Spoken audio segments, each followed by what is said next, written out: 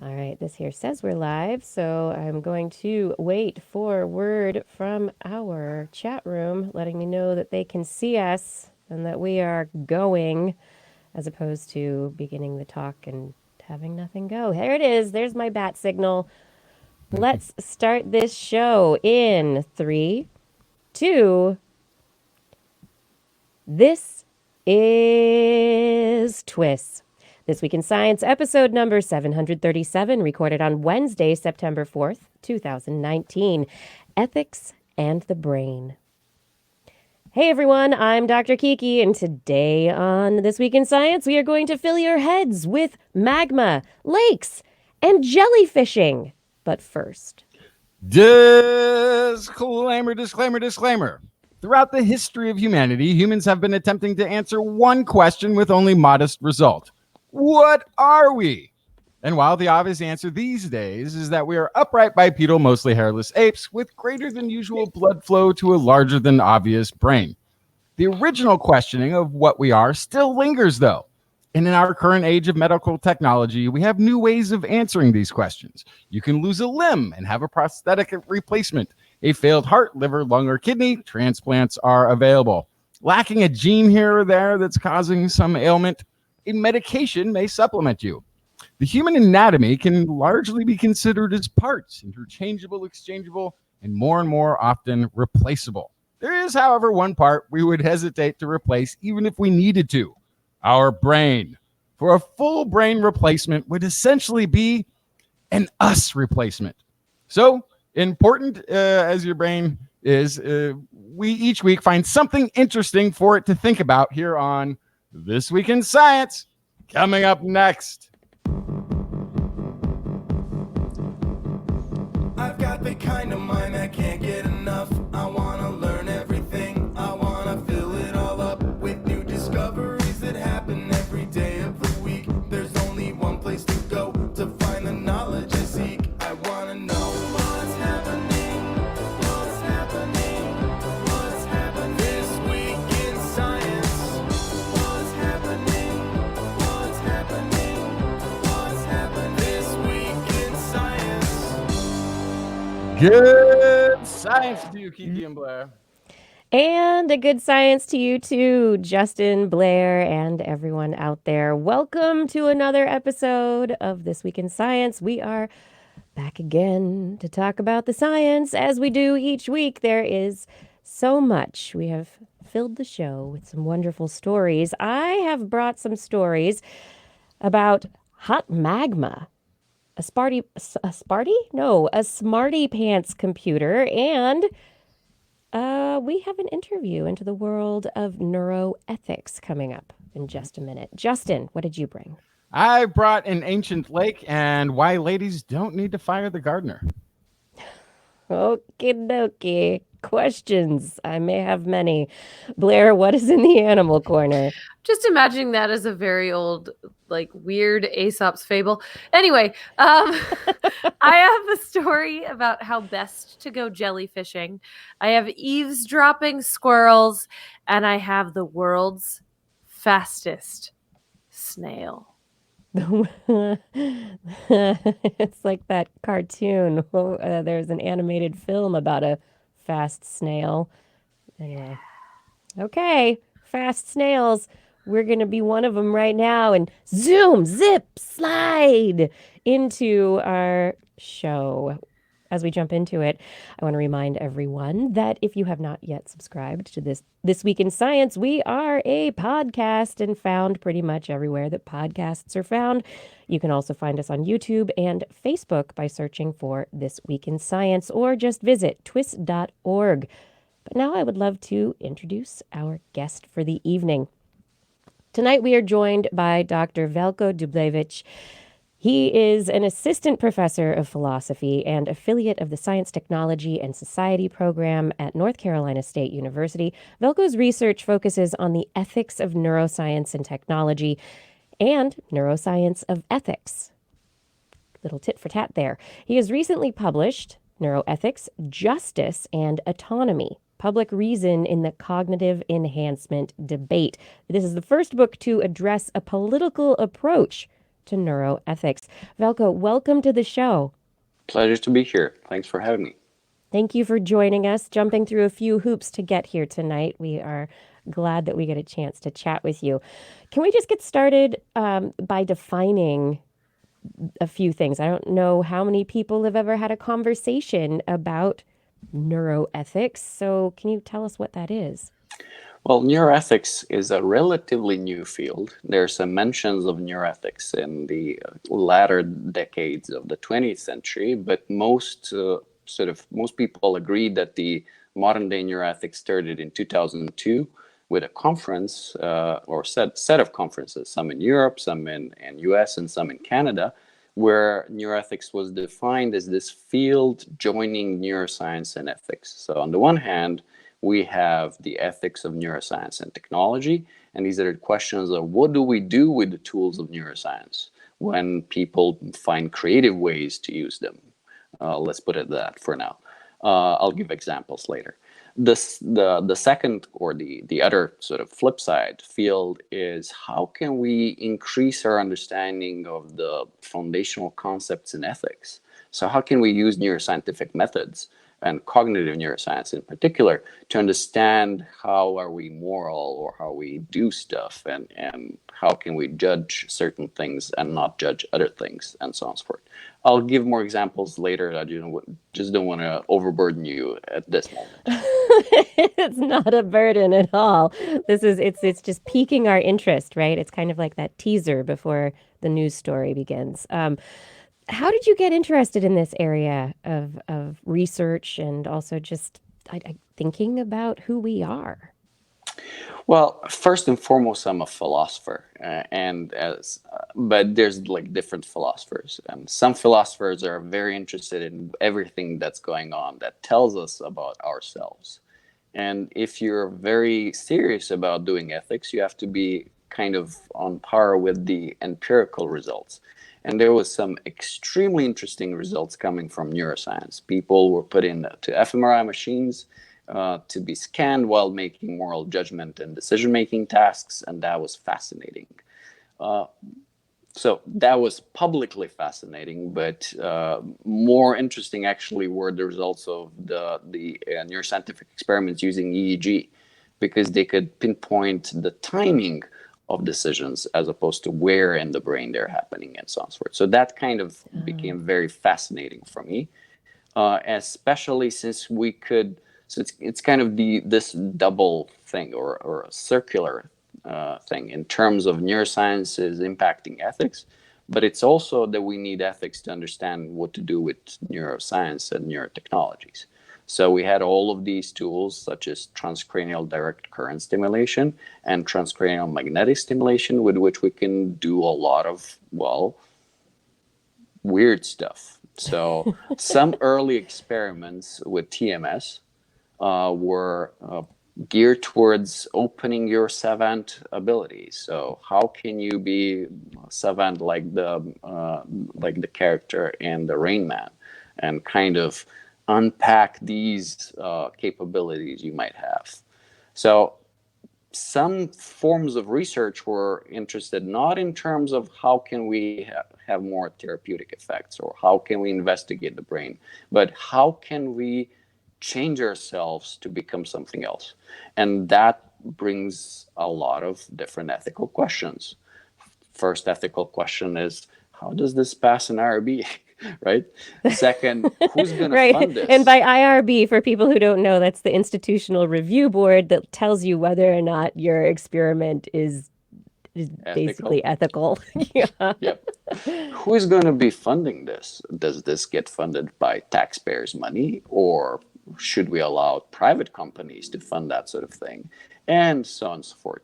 Once it works, do we allow that to be, offered online to everyone? Or do we have, clinics offering that?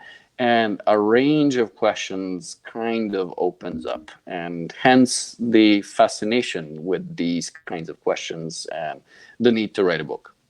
So immediately, not knowing enough about this, my first question is, those are interesting implications, the questions to be answered. But the first question is, can we do it? Well, we can do a lot of things. So if you're asking, can we do it with TMS and unlock certain savant abilities? Well, there are experiments that show that it can be done with some individuals. So in principle, yes, we can do it. Otherwise, we wouldn't be having this conversation, because if it was just science fiction, then I would have written a science fiction book, not a book about science and technology. Have you tried it? Anything? Have you tried TMS or TDCS yourself? Well, yes. So here's the thing. You asked me how I got into that. After my first doctorate, I wanted to know more. So I was trying to find ways to get more training in that, and I managed by getting funding for a second doctorate. So as part of that, I was in Tübingen, Germany, where there's a lot of brain research going on. So there's the Hertie Institute for Brain Research, there is the Max Planck Institute for Biological Cybernetics, and so on, for not to bore you with the names of that Germans.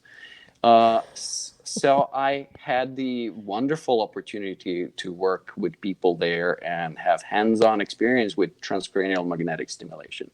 So all the funny stuff, from taking off all of your keys and every metal object, because it is a very powerful magnet, to having a sensation of someone striking you with a hammer. I mean, it's not that hard, but it is a weird sensation, someone stimulating your brain using magnetic waves. Yeah, I've heard there is an entire community of people. So there's the research community that are using these stronger magnets to induce that magnetic field, inducing electrical current in very specific locations in the brain to, have you, to turn off certain feelings. Or in some research, I've heard of people saying, when it's focused on a particular area, saying, oh, I had a feeling of peace and like oneness with the world, or they feel more focused, or depending on where the magnet is stimulating, there are different cognitive perceptions of how a person feels. There's also the transcranial direct current stimulation, which I've heard is not quite as it's not quite as much of a and something you feel. Like there's a little bit of electrical stimulation on your scalp, but I've heard people use little muscle stimulators they can buy off the rack at a store, and are experimenting basically at home. There's like a Reddit Correct. community. Not just that, there's like tons of people on YouTube posting videos like about Yeah. them zapping their brains and utilizing devices that were not approved for that, but basically produce the same effect, and where you place your electrode is your thing, or so they claim. So there's a slight difference between TMS and TDCS. So TMS is generating electrical current directly within the neural structures, because the magnetic waves pass the skull, and it's actually inducing electricity within your brain, which makes it more powerful in some ways, and it's more focused. TDCS is actually using weak direct current, so one you can find in a 9-volt battery, to pass current through your skin and through your skull, through your brain, and then to another electrode on the other end, which has interesting implications, because it's doing two things. Because there is the anode and the cathode. One is excitatory and the other is inhibitory.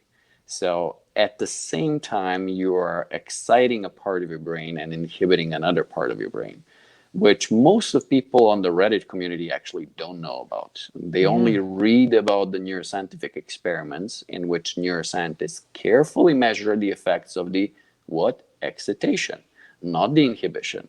They place the electrode that it inhibits in some other inconspicuous area of the brain, or the head, I should say.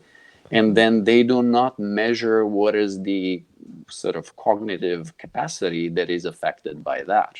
So in my research, my colleagues and I have been looking at how these findings have been reported in the academic literature and also in the print media, and how the public learns about that.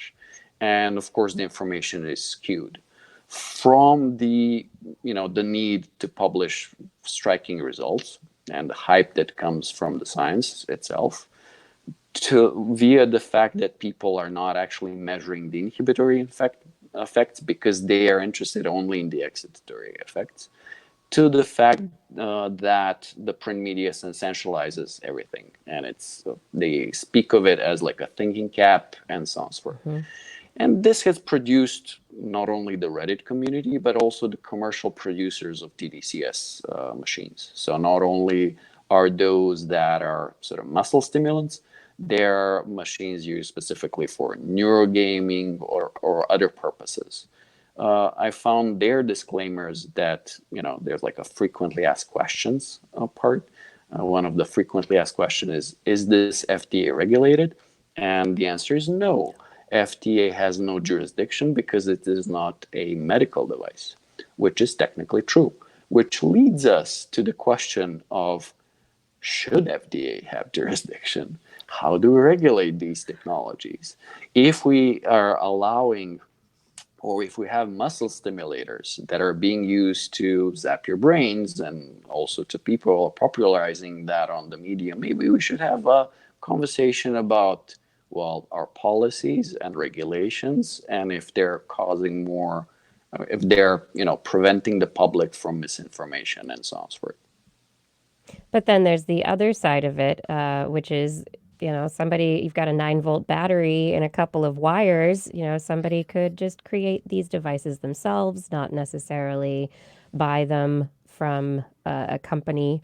And, what is if you are suffering from depression or you want to enhance your ability to focus, you can go get an antidepressant or you can drink a cup of coffee. There are ways that are accepted by society. I mean, coffee's not regulated by the FDA, yet we use it to enhance performance, to wake ourselves up. What are the ethics around the personal use and that freedom aspect?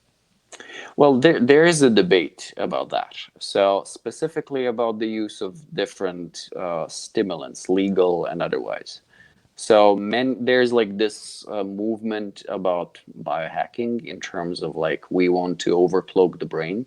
A lot of people come from the IT sector and they're used to overcloaking computers, and they're like, oh, let's increase the computational power of our mind, which is all well and nice if they know what they're doing, right? So a lot of people that are on that Reddit community for TDCS are actually computer engineers that are mixing and matching stuff, and actually you can make a TDCS machine from scratch with readily available materials. So it is complex. That's as I said, that's why I wrote a whole book, because and just on the example of TDCS, it needs to be kind of assessed ethically and in terms of policy in 3 forms: as a product, because people are creating and selling that on the market; Right. as a service, because there are clinics offering that, saying, look, we have trained professionals and you can come in and we know where to place the electrodes and then you'll get the effect you desire.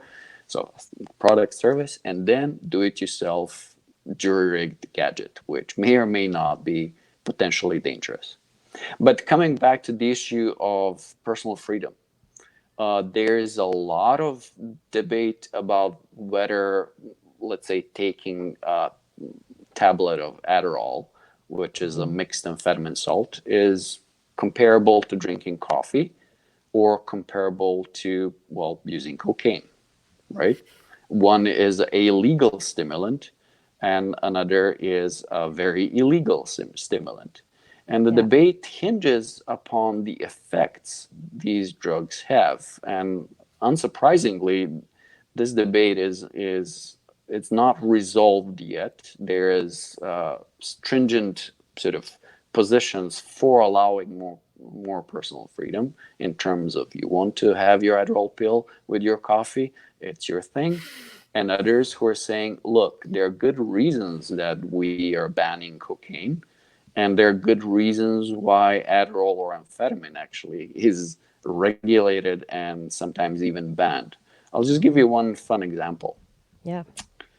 Japan had an amphetamine epidemic after the Second World War because they had a lot of people have had to take amphetamines as part of the war effort in order to work longer, in order to concentrate, in order to focus, and so on and so forth. Japanese are into virtues and being diligent and so on and so forth. And lo and behold, there's this drug that lets you do that. And lo and behold, after the war, millions of people were hooked on that drug, so they were addicted. And to this day, it is very stringently regulated in Japan. Even if someone has a prescription for Adderall, they should check carefully if they can bring it in Japan or not, because they're not kidding with that stuff. That's fascinating. I mean, it seems like it's passed out to everybody here in the United States. It's a very common compound. It is, and there are differences. So I mentioned I was in Germany, and after that I was in Canada, and now I'm doing research and teaching here in the United States. And everywhere when I'm doing or teaching about this, about the topic of cognitive enhancement, I ask my students, how many of you know someone who has been using this without a prescription? If you're asking students to talk about something that is technically illegal behavior, then you're not going to ask them to incriminate themselves. You're asking them if they know someone. So Right. in Yes. Germany, That's me. I know me. Yeah. in Germany, 5 to 10% would raise their hand. In Canada, 20%, and in the United States, 50%. So there are differences in how widespread certain practices are, but again, these are linked with how stuff is regulated. So in Germany, getting your hands on Adderall is way harder than in the United States. So even if someone has a legitimate diagnosis of ADHD, they will get Ritalin, which is a type of methylphenidate. So it's just a brand name, but it's a way less dangerous compound than amphetamine. And here in the United States, it's kind of, 90% of the market currently is taken by Adderall. Whereas Ritalin used to be a thing in the 90s, but now it's kind of only 10%. There are other Out of drugs. favor. It's not out of favor. So amphetamines are way more potent than methylphenidate. Methylphenidate just blocks the dopamine reuptake, whereas amphetamines are actually reversing the dopamine transporter action. So it's in terms of your bang for buck, if I can use that term, one tablet of Ritalin is less than one tablet of amphetamine, which has its own effects in terms of addictive properties. I have this strong feeling that a lot of people who, if I ask them if they know someone and so on and so forth, are actually hooked and can no longer function without having access to stimulants. Now, one can say, well, yeah, and you're hooked to coffee, which I am. I cannot function if I don't have my coffee in the morning. But arguably, the getting overboard with coffee means that I just don't sleep one night, and maybe I'm kind of upset about that and so on and so forth. Whereas with amphetamine, if one gets overboard, there have been cases of psychosis, which is way more serious than anything that can be thrown by other compounds that are used as stimulants. So then do you start looking at these compounds, these technologies that are being used for neuroenhancement, to enhance cognitive abilities?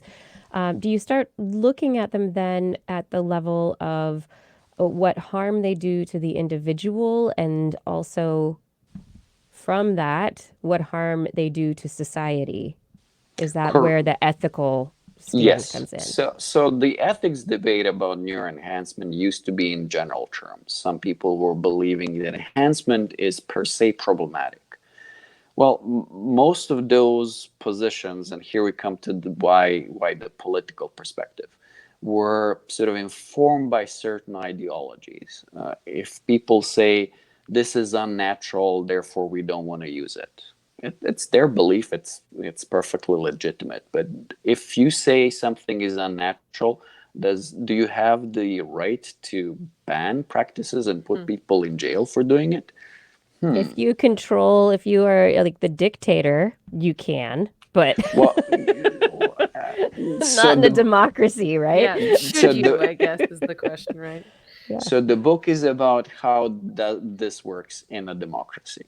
There's the flip side as well. So those people who are into biohacking, they're into transhumanism, posthumanism, and so on and so forth. So they have this vision of transcending the limits of humanity and so on and so forth. Well, do we want these visions of humanity to guide every decision in society, including this one? I doubt that, right? So the question of regulation comes into play in terms of, okay, let's set aside ideological debates in terms of whether you think this is going to destroy humanity. This is what I call gloom and doom views, right? Right. Or do you think this is the best thing since we invented the wheel or fire or whatever? These are the hype and hope views, right? And let's look at those things we can, agree on in terms of scientific criteria. So let's quantify the harm at the individual level. Let's quantify addictive properties and so on and so forth. That's why I was using, and some of my work is in transforming these sort of expertise judgments or evaluations from psychiatrists and toxicologists and so on and so forth into numerical values that we can work with to kind of compare, I'll say, apples and oranges. It's not apples and oranges, but it's methylphenidate and amphetamine and coffee and tobacco and stuff like that, right? Yeah. What's fascinating to me too is I kind of get the idea that there's people who think this is a good thing that they should be doing, people who are afraid of it and don't want people to be doing this. But I could also see this could be, if it works, if we get to a stage where, yes, people who are doing this sort of undergoing this sort of self-treatment or narcotic or what have you, have a better ability to pay attention, are more present in the moment. There's some aspect of them to be able to multitask. I could almost see it becoming a job requirement. Right then, at some point in the future, where then it's if you need either this level of education, this much experience, or have been on this narcotic for this duration of time for us to consider for the position. Because why not? You need to be able to lift 50 pounds for this job. You need to be not afraid of high places to be a roofer or something, right? So you could sort of see that people would have to not only choose an education, but they would Choose also their have drug, to choose their They would poison. have to choose a sort of mental stimulation that goes along with it that tailors their brain around certain types of tasks. That is a hot issue, and its technical term for that is indirect coercion, in which an employer thinks that the short-term gains that the company or the organization is going to get outweigh the personal risks that an employee takes for that. And there the calculation is fairly straightforward. Some of these risks may materialize in 5 or 10 and so on and so forth years, where the employee may no longer be with the company. Then they don't care about that, and therefore, and this is my position. I think it is unfair that companies profit from pushing people into using certain substances to be more productive and so on and so forth. Now, in terms of how you describe what it does, I have to kind of jump in and clarify certain things. So all of these, and it's not narcotics, it's stimulants. It's a different class of drugs. All of these drugs are actually providing performance maintenance. So the military uses them as well. So amphetamines have been used by the military in long-term missions so that the soldiers and mostly pilots actually could be longer in combat missions. they're actually moving from amphetamines to other classes of drugs, and I will not name any names in the public space because I don't want to promote anything. Right. Yeah. But they have known about these effects for a long time. That's why the Japanese were actually having that in the first place. Yeah. They have also known about the side effects and the potential for getting addicted and so on and so forth. So the military is very, very careful with how this is being used.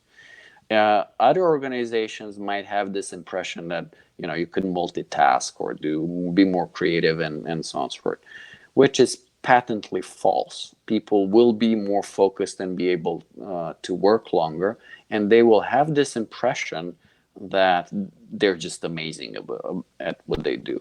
But if you provide them with tasks and measure if they're better or not, usually they're either at the same level for a longer time, which still works, right? Or they're worse than they were. But they're right? having a better time. Yes. So I'll just give you another example. So truck drivers in Australia, the incidence of using amphetamines among truck drivers in Australia was fairly high. I would say comparable to the incidence of students in the United States using. And then the Australian government had the roadside controls for amphetamines and so on and so forth. And lo and behold, the incidence got way lower. They also had this, whistleblowing program so that the employees could say, look, we're being pressured into using this and so on and so forth. And that's, I would say, a good example of government stepping in to solve a problem. So regulation changes how stuff happens in society. And we should be open to learning from how things are done elsewhere.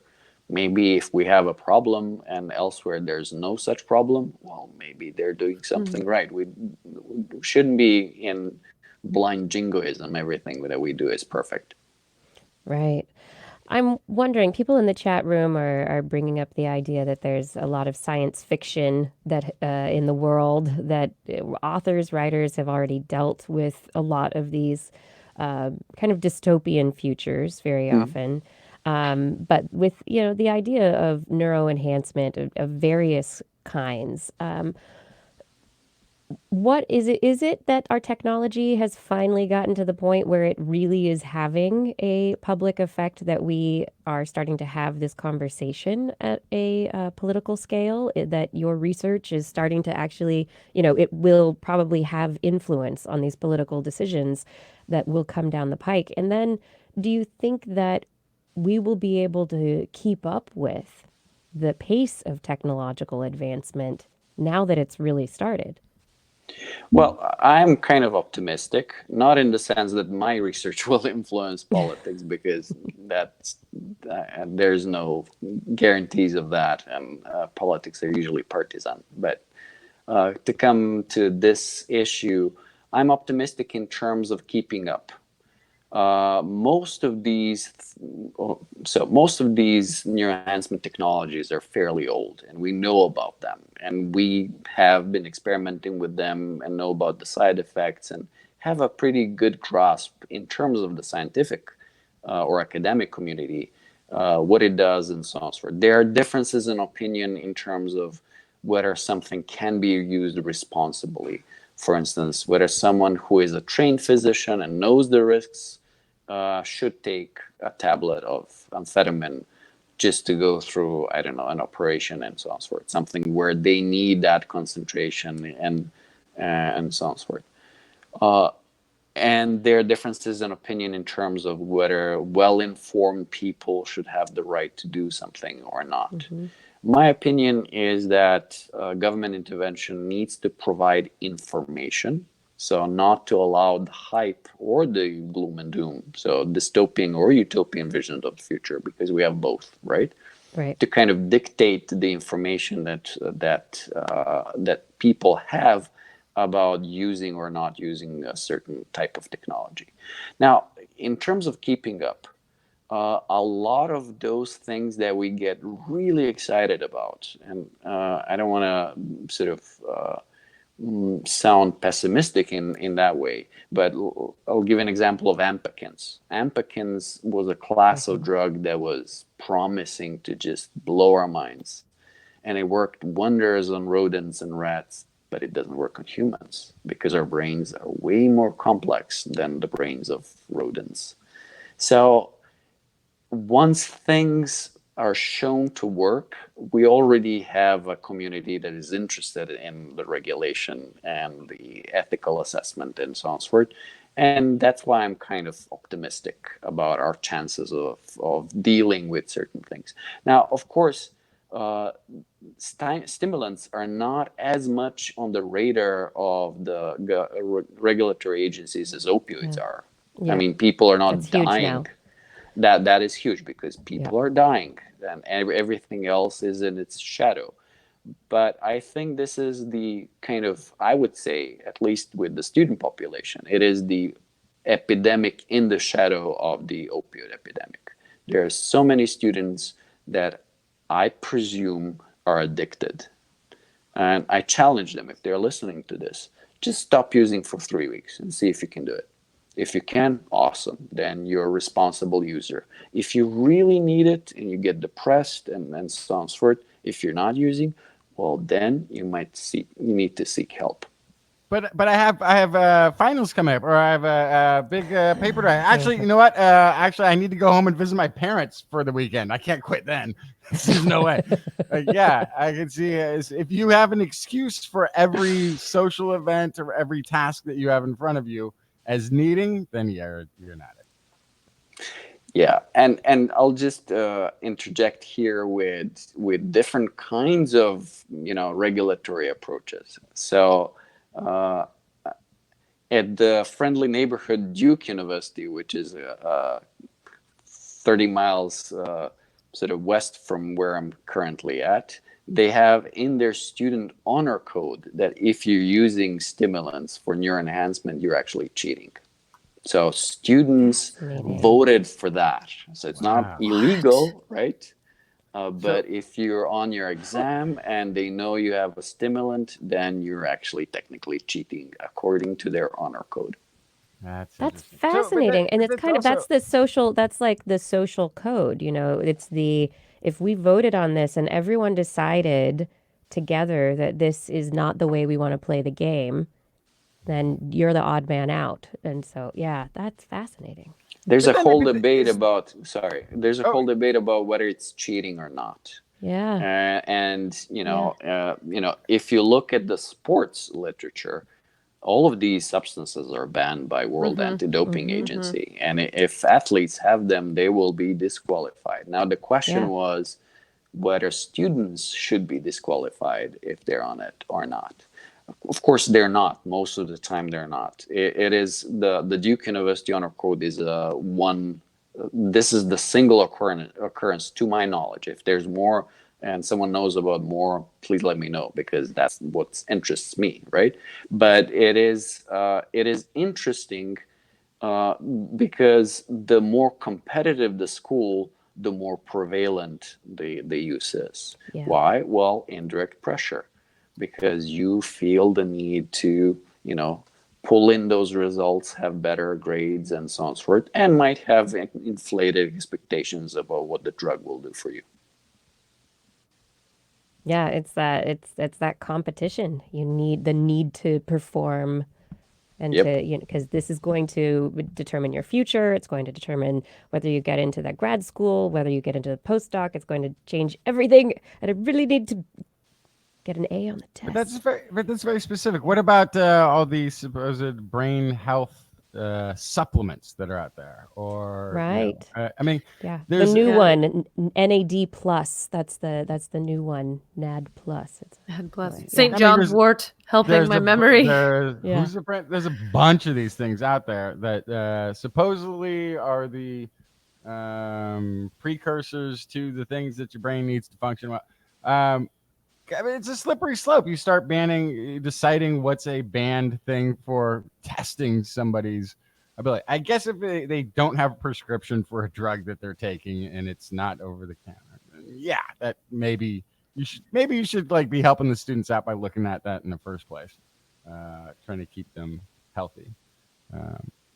But I don't know. I don't think I would necessarily agree that we live in an enhancement. You can change GABA levels by engaging in yoga.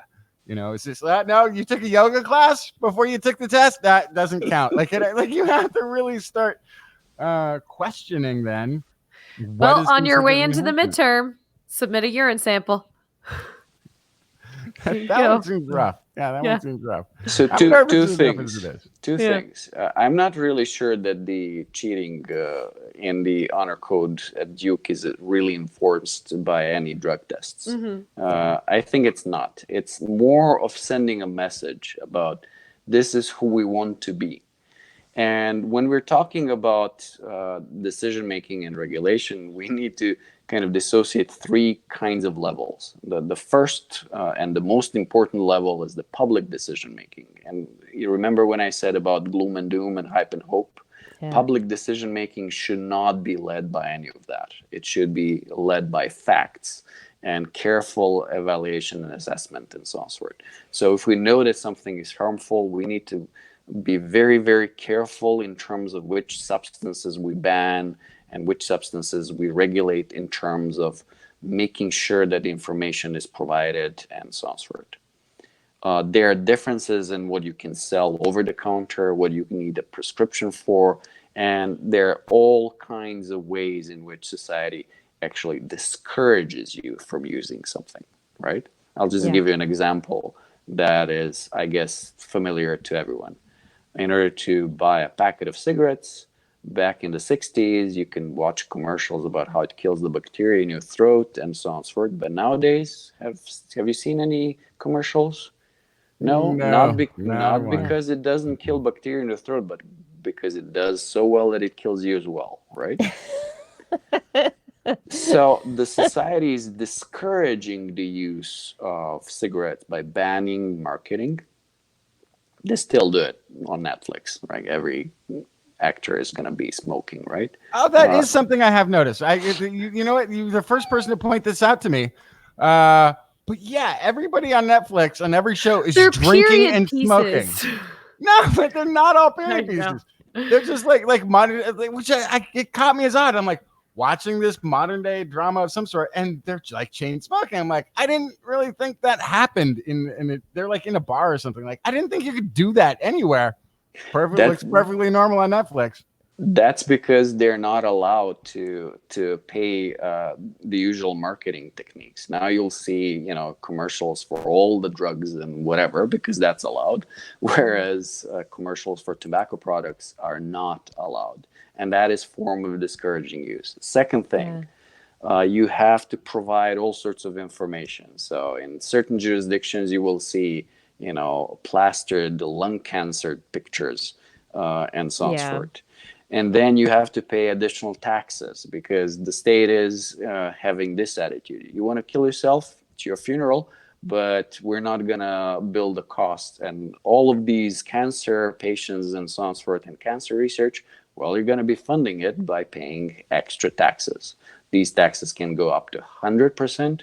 Norway is my personal favorite. It's 200% tax on smoking. So if you want to smoke, pay the taxes. And we're going to discourage you from doing that, but you're still free to do it, right? So your argument for personal freedom is well noted, but there are more ways than just banning stuff. Now, coming back to supplements, in the United States, unfortunately, FDA has lost that battle. So supplements are not regulated. And sort of this public decision-making level is more or less a free-for-all. But there is non-public decision-making. There we have we can have the example of Duke University, right? Only those that are affiliated with Duke University have this set of values, and if you want to be part of them, then you should or should not be doing certain things. So hype and hope and gloom and doom views work for non-public organizations. If you're, I don't know, Catholic or a member of a specific religious organization, you think that this or that technology is evil, well, feel free not to use it, right? But you cannot enforce that ideology on the rest of the society. And finally, finally, we have the level of individual decision making, where all of us are making decisions in terms of, I want to fund this, I want to buy this, and so on and so forth. So society is providing us incentives to do certain things, or not bothering to regulate anything, as in the case of coffee, or providing us with disincentives, right? So there are these different kinds of societal responses to these neuroenhancement technologies, and we actually use all of them. So certain things we encourage, certain things we let the market do what it is, certain things we discourage, certain things we ban, and certain things we even make mandatory. So some of the pro-enhancement authors are claiming that education is enhancement. Well, yeah, we made it mandatory, right? So everybody gets the same enhancement. It's not some individuals getting it versus others. I don't know if that's quite true, but I mean, I'm not sure those K-12. that are homeschooled will get that enhancement. Yeah. But, hey, the point you were making about the supplements and the FDA losing the battle on those, the NFL Players Union, our football players, have a lab that they have set up that they supplement when they because they're looking for those supplement the natural way to get around the things that are banned in the NFL. They send their supplements there to get tested, because a lot of players taking natural supplements have gotten busted because there's no regulation. So there's actual there are actual amphetamines in the actual amphetamines or steroids or Prozac or whatever it is. There's actual drugs involved in these. And so they have this lab that is constantly catching basically, shoddy, either the thing that they say is in there, the ingredient actually isn't in there, or they've added something else to create a stimulatory effect that's not the thing. So that's a huge problem. So even when people are trying to, have that engage in that freedom of following some paper that they read or something they read on the internet, they still in the end result might not even be able to interact with it because there's no regulation on what's going into these pills. There's no monitoring. Well, there's not enough regulation. There are certain things where we have had improvement. So remember Lumosity? Have you seen a commercial for Lumosity lately? They were everywhere, right? Yep. Up until the time that FTC slapped them with the fine because they were claiming that their brain gains are based on neuroscience, which is BS, if I can use that term, right? So a lot of neuroscientists and neuroethicists were concerned with these practices in terms of saying, oh, this is neuroscience and so on and so forth. And that's why I'm optimistic. Things move. I mean, it's not as good as we wanted it to be, right? There's no specific regulations, but there are, when someone really goes overboard, then the government reacts, or one or the other regulatory agency. Yeah, and in many fields. And so supplements to the brain games, brain training. We've also got stem cells and, the future of genetic modification, wherever that's heading. There are all sorts of fun areas still to be regulated. Well, CRISPRed humans are not really not around yet. the corner, but we'll see. We'll see. So for a final kind of question to end this up, what do you hope by studying this, writing your book, and also talking about it? What do you hope can be gained by getting the subject discussed, and what can people get from it? Well, I'm gonna go back to what you said in the first place. What about individual freedom? Well, individual freedom means that there's no one breathing down your neck, and no one is misinforming you, and no one is selling you a pack of lies. So I'm hoping that by having a well-rounded discussion where people get to know what are the positive effects and what are the side effects and how likely it is and so on and so forth, they will not fall for 60s commercials about tobacco killing bacteria in your throat, right? Yeah. And then selling you something that further down the line is going to kill you or cause something horrible that you didn't you never heard of in the first place. So more knowledge is good. More discussion is good, because then people can make informed, hopefully, individual decisions. Absolutely. We didn't get to the neuroscience of ethics, the other part of your work, but that Well, also, I'm just gonna interject with a very, very short. That is the other part of my research, yeah. using the working on neurocomputational models of moral decision making. And I can send you a link to a recently published article. It's not in the book, because this is when I finished writing the book. This is what I did. So if you're interested in that, I'd be Yeah. happy to send you that. That would be great. I would love that. Thank you. All right. Yeah, and so you're at North Carolina, yes, North Carolina State University, and we Correct. will have links to your website and to the book on our website. Is there anything else that you want to add before you go? Thanks for having me, and I'm sorry I'm gonna miss the snail race. You can We'll listen or be watch back. later. Yeah. All right, Okay. I will. I will. Have a wonderful night. Thank you so much for staying up late to join us. No worries. Thank you. Have a Thank great one. you. Thank you. You too. Ciao. Everyone, ciao. Everyone, Dr. Veljko Dubljević, and his work on neuroethics is fascinating. And if you're interested, like I said, links will be on our website. We are going to take a break right now for those of you who are wanting to stick around for more science. You do that because the science is coming around the break when it comes. That's right. This is This Week in Science. Stay tuned.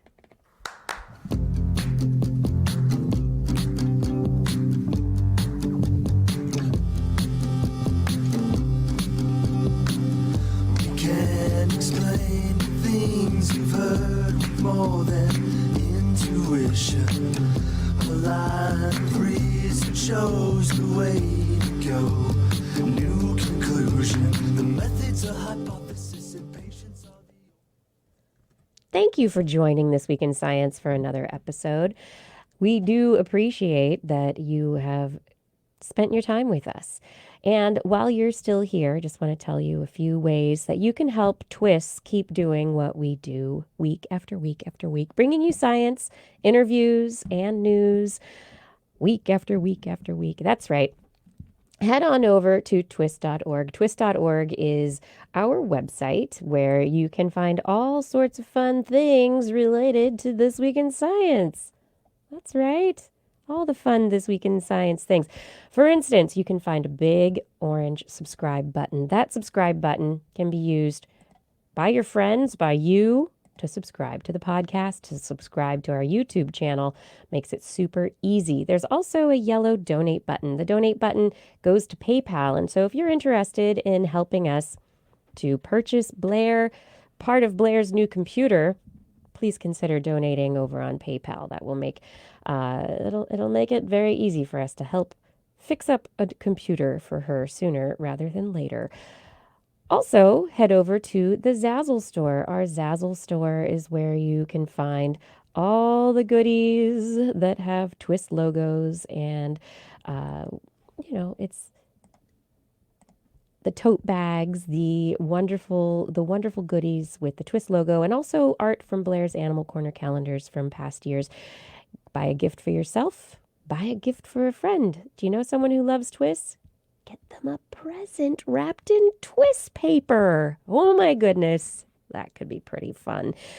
And finally, if you click our Patreon link, it will take you to our Patreon community. The Patreon community is where you can also donate, not in a one-time manner like on PayPal, but in an ongoing fashion. So you click the orange button, I guess it's red button, become a patron. That is once a month at an amount of your choosing. If you donate more than $10 a month, $10 or more, then you will get your name read out at the end of the show. I will say thank you by name for helping us do TWIS on a weekly basis. $25 a month and you get a t-shirt. We send you a little thank you. This is once a month, and we thank you so much for your support. We really could not do any of this without you. It's all you. Please help us continue to keep TWIS going. Help us to improve. We appreciate your support. Thank you so much.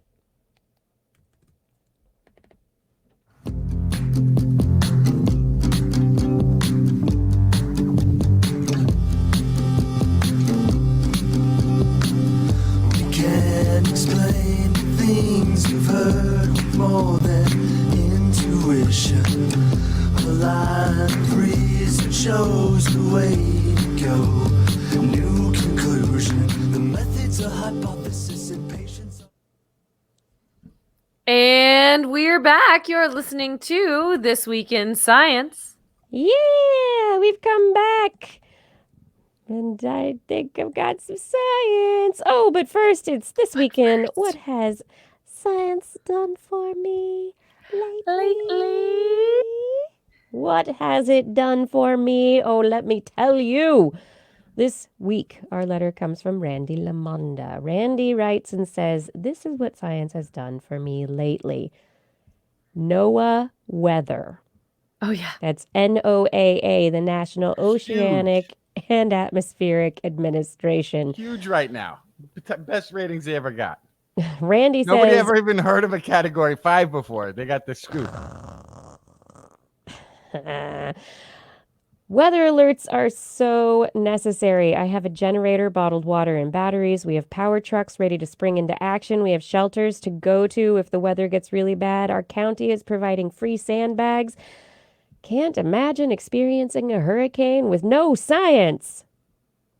Yeah, there's a lot of science that goes into experiencing a hurricane, especially now that hurricanes are getting bigger. They have more there's a lot more water coming to shore.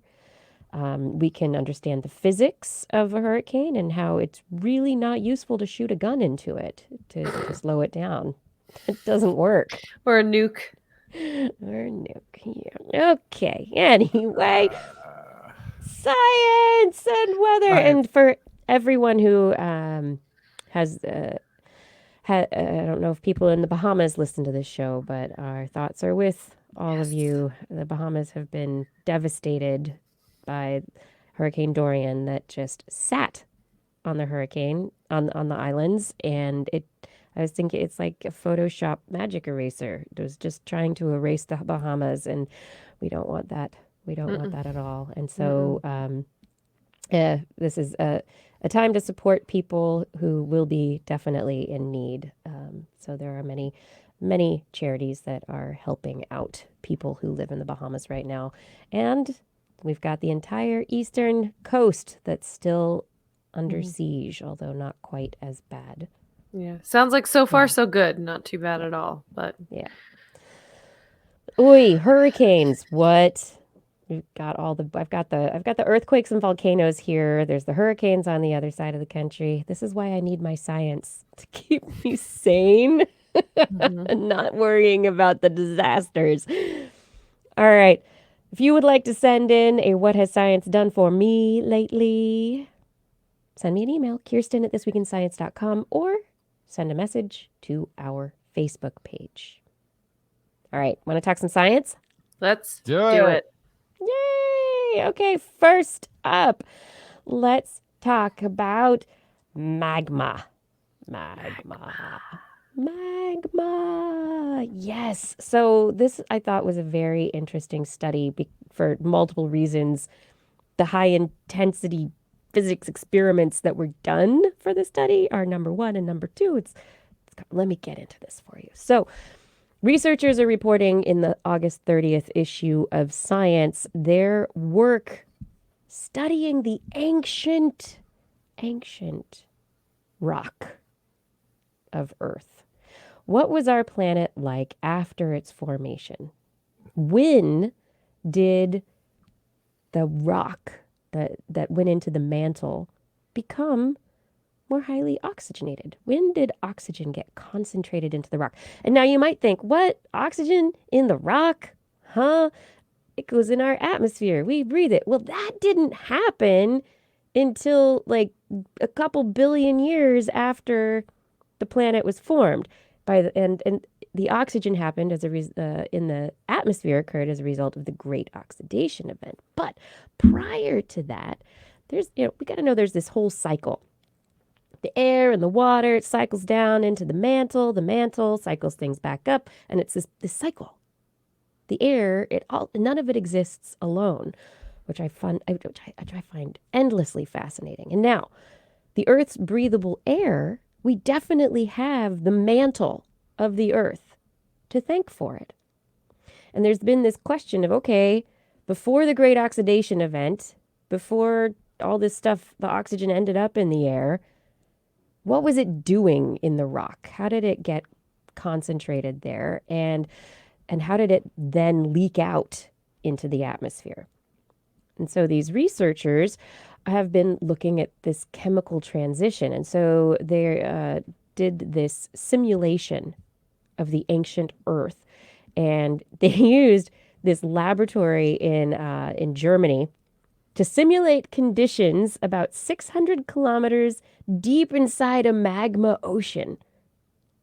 So they synthetically heated mantle material, basically this ferrous iron material, to thousands of degrees Celsius, and then they use anvils to crush the molten magma with pressures up to 20 gigapascals. This is just a lot of pressure and very high temperatures. And the fact that they did this in an experiment to me is just like, what? This is super exciting. So they found that when they did that and then measured what the mantle material looked like afterwards, they found that the ferrous iron had kind of split up and had become a majority oxygen-rich ferric iron. And the rest of the iron, so about 96% of it was this oxygen-rich iron, and the rest of it became a liquid metal iron. And so they think what happened is that at some point the Earth was bombarded and was just the mantle was just this molten magma ocean. At one point asteroids are hitting our planet and the whole surface of the planet was just melted.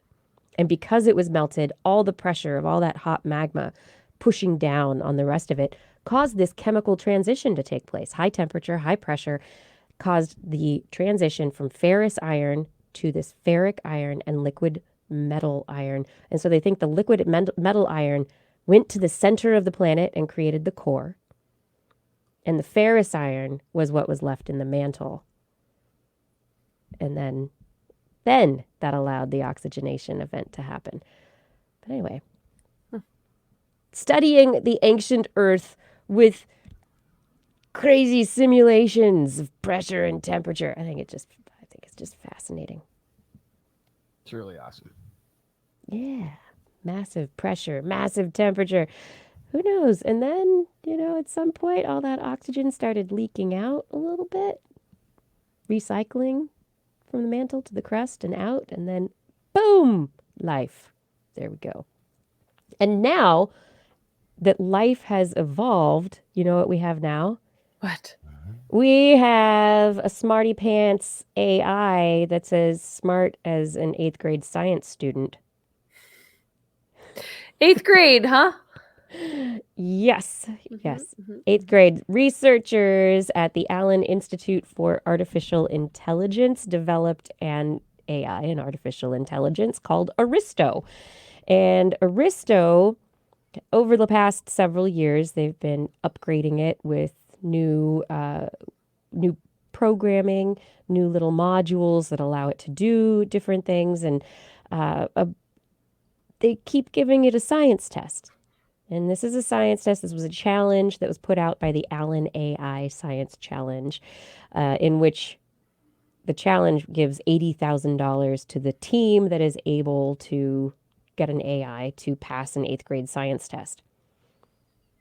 Finally, years later, this AI Aristo has done it, scoring better than 90% on a multiple choice test geared for 8th graders. Although It wasn't, yeah, although it wasn't like the same test that the eighth graders would be taking. It was modified slightly because the computer, this AI, can't see. Right. It doesn't have the program for visual processing yet. They had to get rid of all of the spatial questions that are Right. picture-based Excuses. science. Yeah. And they had to get rid of any questions that would require an essay for an answer because the computer, I guess, wasn't up to writing an essay. So At an eighth grade level, I'm no. now not scared of AI anymore. no, don't be afraid. Do not be afraid. But this finally, because of changes and advances in natural language learning, the AI is able to parse questions and the multiple choice answers that are available to be able to determine through cognitive reasoning which answer would be correct. And so, an example that Oh, we lost Kiki. We get no example. The AI got some shit. Yeah. No, An we are example smarter than- is that on the I was question gonna where shut the you IA didn't know the AI didn't know the answer, they just wrote butts. Classic eighth grader. My favorite one, you can find all sorts of great threads online about sassy test answers that kids write when they don't know the right answer. And my favorite one, I think I have this right, is it was a very complicated math question. And the student wrote, I don't know the answer to this question, but instead, here is a picture of a giraffe. And they drew a giraffe. And then the teacher, when they were grading it, they went, +1, good giraffe. Nice. Like, that's Good a giraffe. teacher after my own heart. Anyway, Kiki, continue. anyway, yes, I'm so sorry. That I love that story. So how is this not word association? Like It's not exactly so. Yeah, so I was gonna give an example question. One question in the test asked, how are the particles in a block of iron affected when the block is melted? A, the particles gain mass. B, the particles contain less energy. C, the particles move more rapidly. D, the particles increase in volume. Can you answer this question? I would say they move more rapidly. Congratulations. Ding, ding, ding. You That's are what temperature is. Yeah, you're as smart as an eighth grade science computer. So Aristo, in this particular case, retrieved the knowledge that particles move faster as the heat of a particle increase, and then also had to word associate melted with heat. So if the iron is when that block of iron's melted, it had to associate that melting means there's heat applied, and also had to associate the term faster with more rapidly to be able to score C as the correct choice. Did you go through any of that reasoning in your considering the answer? Not noticeably, but yeah, that would be it. I mean, it's a word association with a thesaurus. It's just having vocabulary, a range of vocabulary. Yeah. Which is What does it not- mean to melt? You're increasing temperature. Yes. What does an increase in temperature mean? It means they're speeding up. So Yeah. And so the AI has what are called agents, these problem-solving agents that help it to do its job. And there's one agent that looks up answers in a database. And I guess it's kind of like your brain looking up facts that you've learned. There's an agent that checks lists of associated concepts. And there's an agent that performs qualitative reasoning, which is part of this at all. So there's training, there's calibration, there's a lot that goes into simply being able to get 90% on this test. But it has improved substantially since its humble beginnings in 2014, when it only scored about 36% on a similar test.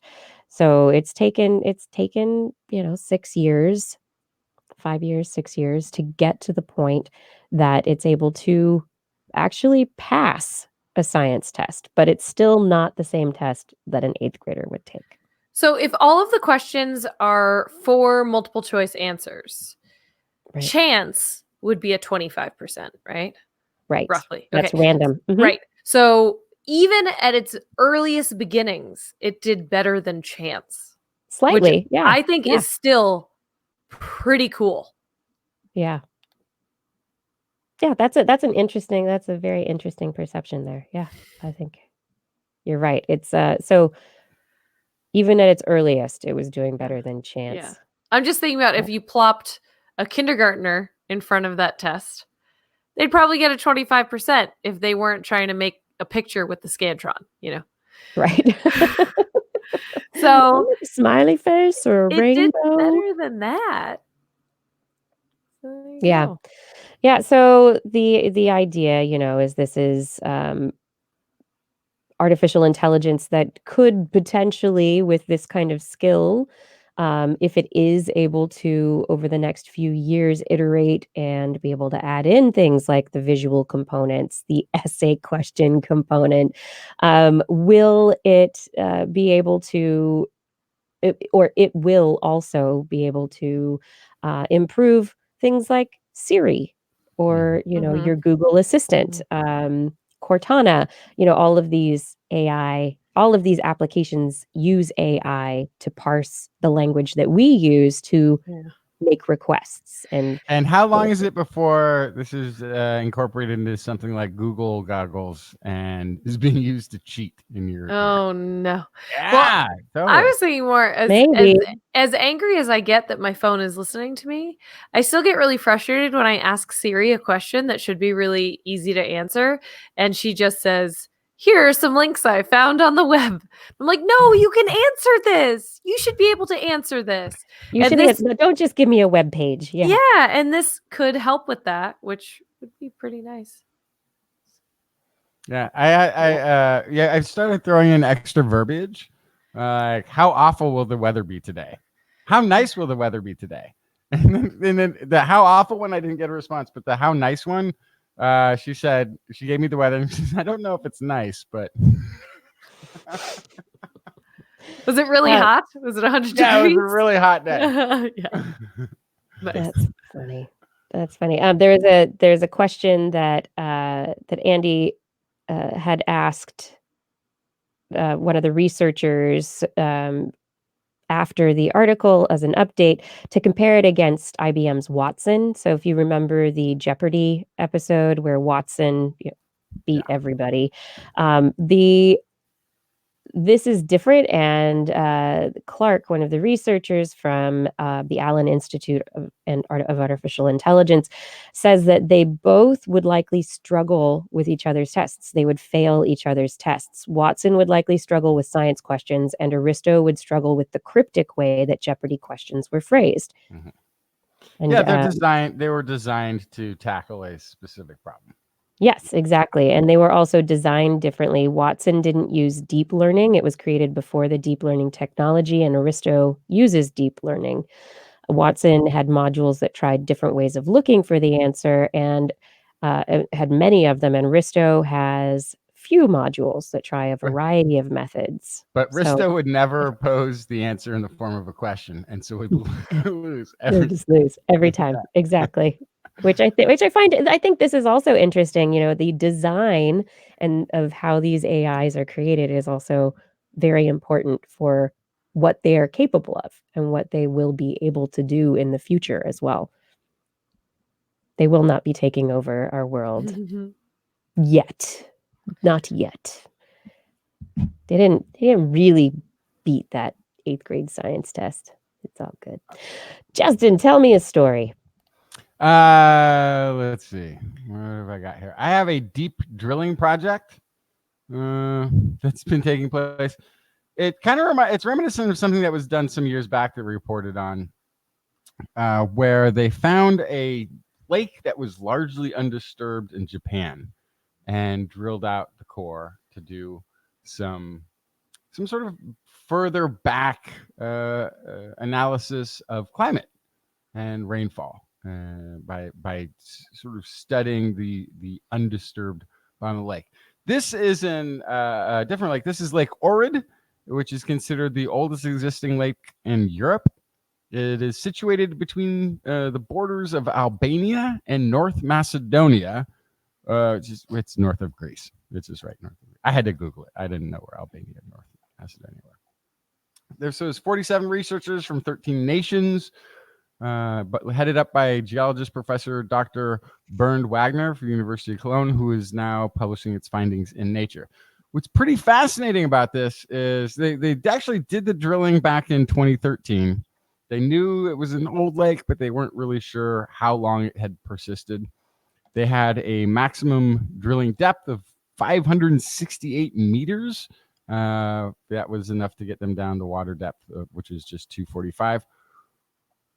So what's amazing about this is after having 5 years to look at these sediment layers, they've discovered that, well, I'll quote Dr. Wagner here, "We have shown that the lake formed exactly 1.36 million years ago and has existed continuously ever since. We were thrilled when we realized that we had retrieved one of the longest and most complete lake sediment cores from the oldest lake in Europe, getting the chance to obtain high-resolution regional climate data for a period of about 1.3 million years." Is the dream of every climate researcher, which it truly is. So when we talk about looking at ice cores are viable as markers for maybe 100,000 years. They can go back tens of thousands of years, but they don't have the ability to go back much further than that. So then when we're looking at climate, we are looking at geological records in rocks or in marine fossils, and we're having to find a lot of substitutes. This, much like this sediment core, kind of works like tree rings. You can see layers of deposits seasonally as they've been placed down on the lake bottom year after year after year. So the sediments have shown an increase in winter precipitation during the warm seasons. The Mediterranean climate is characterized by strong seasonal contrast between dry summers, wet winters.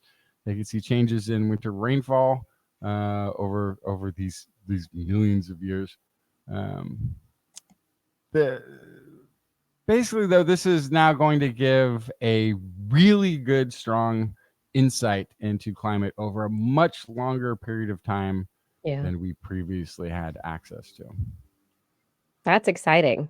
Yeah. I mean, to have that kind of a long-term local climate is always helpful to be able to say, okay, how much has it changed? Because we have measurements from glaciers, we have measurements from the other sediments, but to be able to really dig into these mud rings, they're not tree rings, but to dig into this soil and to say, how did the Mediterranean change and how will it potentially change in the future?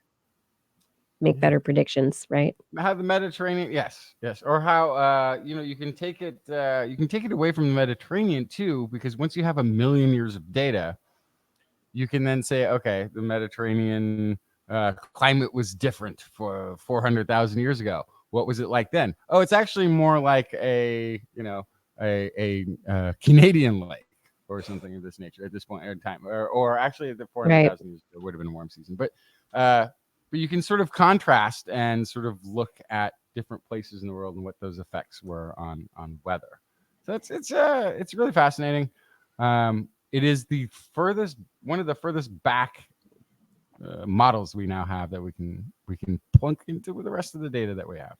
1.3 million years. I mean, I feel like it should be a Dr. Evil. Millions of dollars. Yeah, millions of years. That's awesome. Yeah, those scientists are so excited right now. They're like, we went back so far. Oh my gosh. Do you know what time it is right now? What time is it? Is it that time again? It's time for Blair's Animal Corner. With Blair. She loves our creatures, great and small. Biped, millipede, no pet at all. If you want to hear about animals, she's your girl. Except for giant pandas and squirrels. There's Animal Corner. What you got, Blair? Oh, I have an age-old story. you go down in your submarine. You Your use yellow your submarine. Yes, your yellow submarine. You use your ROV, your remotely operated vehicle, to kind of scope out what's down there. You happen upon an amazing jellyfish, and you go, I know, I want to grab that jelly for future research. You reach out your grasping and manipulating tools. Okay, not your hand, because grabbing No. jellyfish with your hands is a really bad idea because of their Truth. stinging nematocytes. But anyway, go on. Right. Trouble. So you grab with the metal claw hand on the ROV. It closes in around the jelly so it doesn't slip away, and Smashes it. it goes clamp, into clamp. a million pieces, and Clamp 'em. those Oh, I don't slip like away. I don't Let me like clamp the 'em, end of boss. that Let me story. clamp 'em. So until now, that was the only method available for grabbing jellyfish underwater. These What about tools, a net? yeah, so you could use a butterfly. net. You could use a net, but not on an ROV as of yet. But on the ROVs, these were used. They were developed by marine oil and gas industries, so they're very heavy and bulky. They were actually developed to move rocks and heavy equipment, so it will often shred the jellies. The other issue with a net is that if the jelly decides to swim out of your net, that's that. Yep. So there's a lot of complications there, but from Harvard's Wyss Institute for Biologically Inspired Engineering, they have found an ultra soft underwater gripper. Jellyfish are about 95% water. The reason that they are looked at so much for research is not just because they are amazing environmental indicators, they respond to changes in their environment, but they also have an amazing potential to yield scientific discovery. For example, green fluorescent protein used in gene expression studies actually was originally discovered in jellyfish. Also, jellyfish and their amazing way to combat aging is a current source of a lot of studies to try to figure out how to combat aging in humans and other vertebrates. But there's all sorts of potential for jellyfish through research, but there has been this pretty big barrier of grabbing them. So this ultra soft underwater gripper, and Kiki, I'm hoping that you see there's if you look to the right of the story, there's a YouTube link there, so you can share what this thing looks like. I was just kidding. I was just finding things. Perfect. So it uses hydraulic pressure to gently but firmly wrap its, quote, fettuccine-like fingers around a single jellyfish and He's got release noodle it fingers. Very limp handshake. without causing harm. Yes. Nice. So they can potentially grab all sorts of things with this, but the way it works is it has these 6 quote-unquote fingers that look like fettuccine. They're composed of thin, flat strips of silicone. They have a hollow channel that has a bonded layer of flexible but stiffer polymer nanofibers. The fingers are attached to a rectangular 3D printed plastic palm, and then when their channels are filled with water, they curl in the direction of the nanofiber-coated side. They exert an extremely low amount of pressure on these jellies, about 0.0455 kilopascals, or less than 1/10 of the pressure of a human's eyelid on their eye. Wow. So this is a basically very so looking at this with these luminescent looking long tendrils as they enclose Yeah. the jellyfish, it looks like a sea anemone. It I mean, does. You're This right. is what it's taking what the nature has been doing already and applying it for our Well, anemones are basically upside down jellies. So there you go. Yeah, so they have this extremely low pressure. They can capture a jellyfish, and the current things that they use to capture jellyfish. Remember, this new one is 0.0455 kilopascals. The current things I was describing at the beginning of the story, about 1 kilopascal. So that's a pretty big difference. It's Yeah. like 20 times the pressure. So you can understand why that could shred them up. So they were able to fit this extra soft, gentle gripper to a handheld device and tested its ability. I love this. In the New England aquariums in Boston. So they were able to test this on moon jellies in the aquarium, on jelly blubbers and spotted jellies, all of them about the size of a golf ball or a little bit larger than that. And so they found that they were actually able to trap the jellyfish against the palm, and the jellyfish, despite this very low amount of pressure, were unable to break free until they released the gripper. They then, very important, showed no signs of stress or other adverse effects after being released. And they could use these fettuccine fingers around 100 times before showing any sign of wear and tear. Their next steps, they hope, for this study would be to continue to refine the ultra-soft gripper's design and find ways to conduct studies to evaluate the jellyfish's physiological response to being held. Because even though afterwards they didn't show any signs of stress or injury, they'd like to be able to see, just make sure that grabbing the jellies with this is not going to have any sort of cascading effect on them or their ecosystem, so that they make sure that they're not hurting anybody. But if, it sounds like a little bit overly concerned about the mental health of jellies. Although, if you can think, although that's one of the few creatures I would think of on the planet that doesn't get embraced often. Yeah, it's So it's really like they're getting a hug. It might stress them out a bit. I don't know that jellies hug each other. I've never seen this.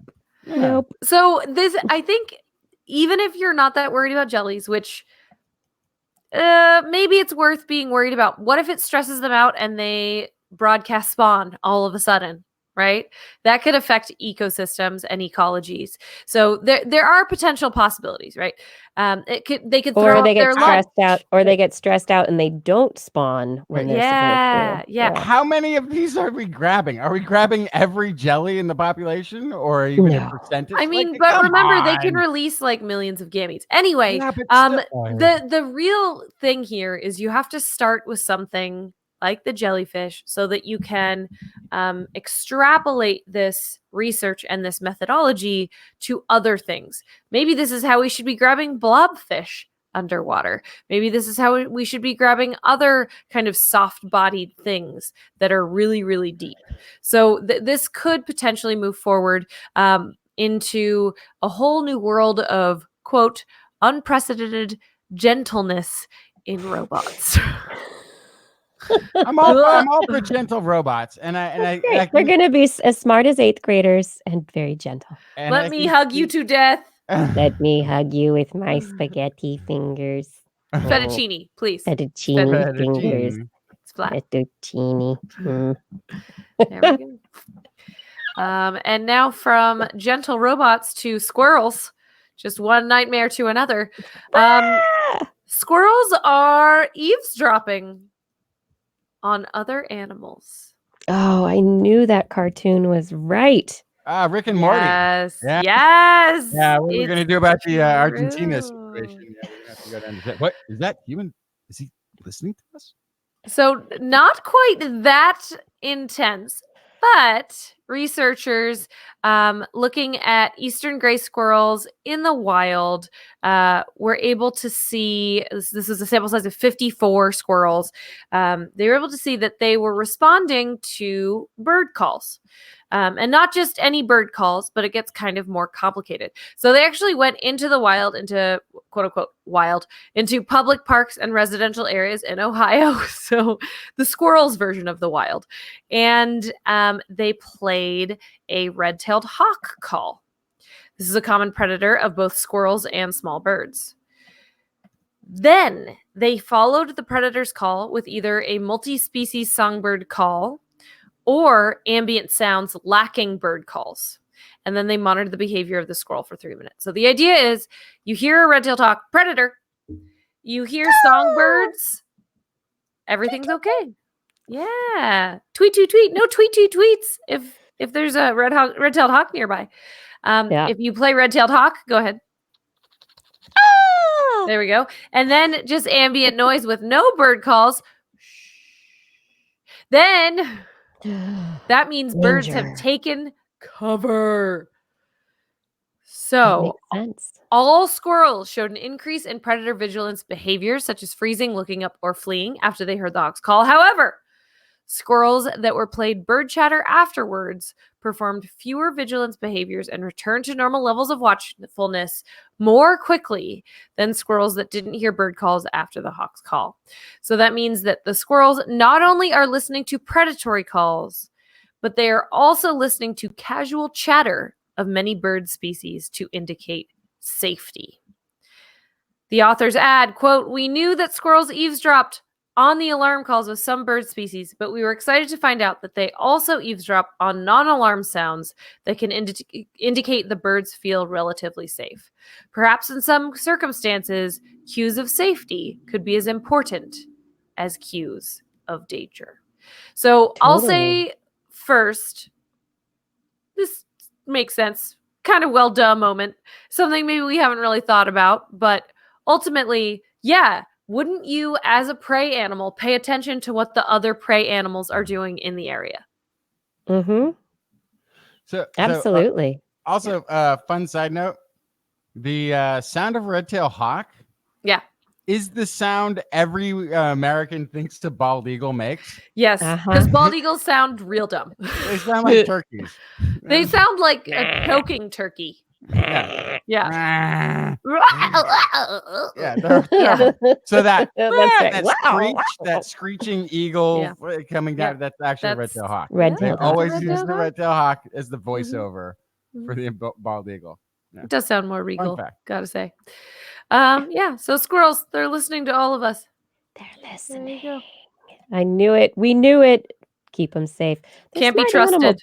They're social animals to begin with. They're smart animals. We know they're paying attention in some. I mean, it just makes sense that there would be a Mhm. continuous monitoring of multiple signals. Well, and if I can just say, the inciting incident that started my issue with squirrels was based on the fact that I was dressed like a zookeeper, and so the squirrel thought that I had food. And that means they were paying attention to either the clothes or the sounds of the jingling keys or the sound of my Mhm. walkie-talkie. There was some sort of clue that they were being given that went, that person drops food. I'm gonna come attack it. Yeah. Whee! And then squirrels and I were never the same. Oh, squirrels. Oh, but Is this we this can- the backstory? Did we Yes! just The backstory. the backstory of the I members can of do a Squirrel? dramatic storytelling at some other time. Okay, Maybe for the 20th anniversary. perfect. reenactment. I could do the story of all the times animals have attacked me. Oh my goodness. That's Blair's hilarious. Animal Attack Corner. Yeah. It comes with the With territory. Blair. know? With Blair. So, quick science news for the end of the show. We have got some new water collecting technology that is on the horizon. A researcher named Omar Yagi, he grew up in Jordan outside of Amman, and where water was very scarce. And now he's a chemist at the University of California, Berkeley, working on porous crystalline materials that are called metal organic frameworks, or MOFs. And these are materials that they've got lots of holes in them. And so the surface area is incredibly huge, and it's like a chemical sponge. And so these materials can absorb lots and lots and lots of stuff. And so historically, they've been very expensive because of the materials that have been used. But now the materials that they have upgraded it with is aluminum, which is about $3 per kilogram. And so it's a lot cheaper. And the material can be set outside and on its own produces about 1.5 liters of water overnight. What they do is they run a charge through it, and it kind of opens and closes the material so that it absorbs and then releases the material. So it absorbs the water from the air and releases it into, like a jar or something like that, a collecting station.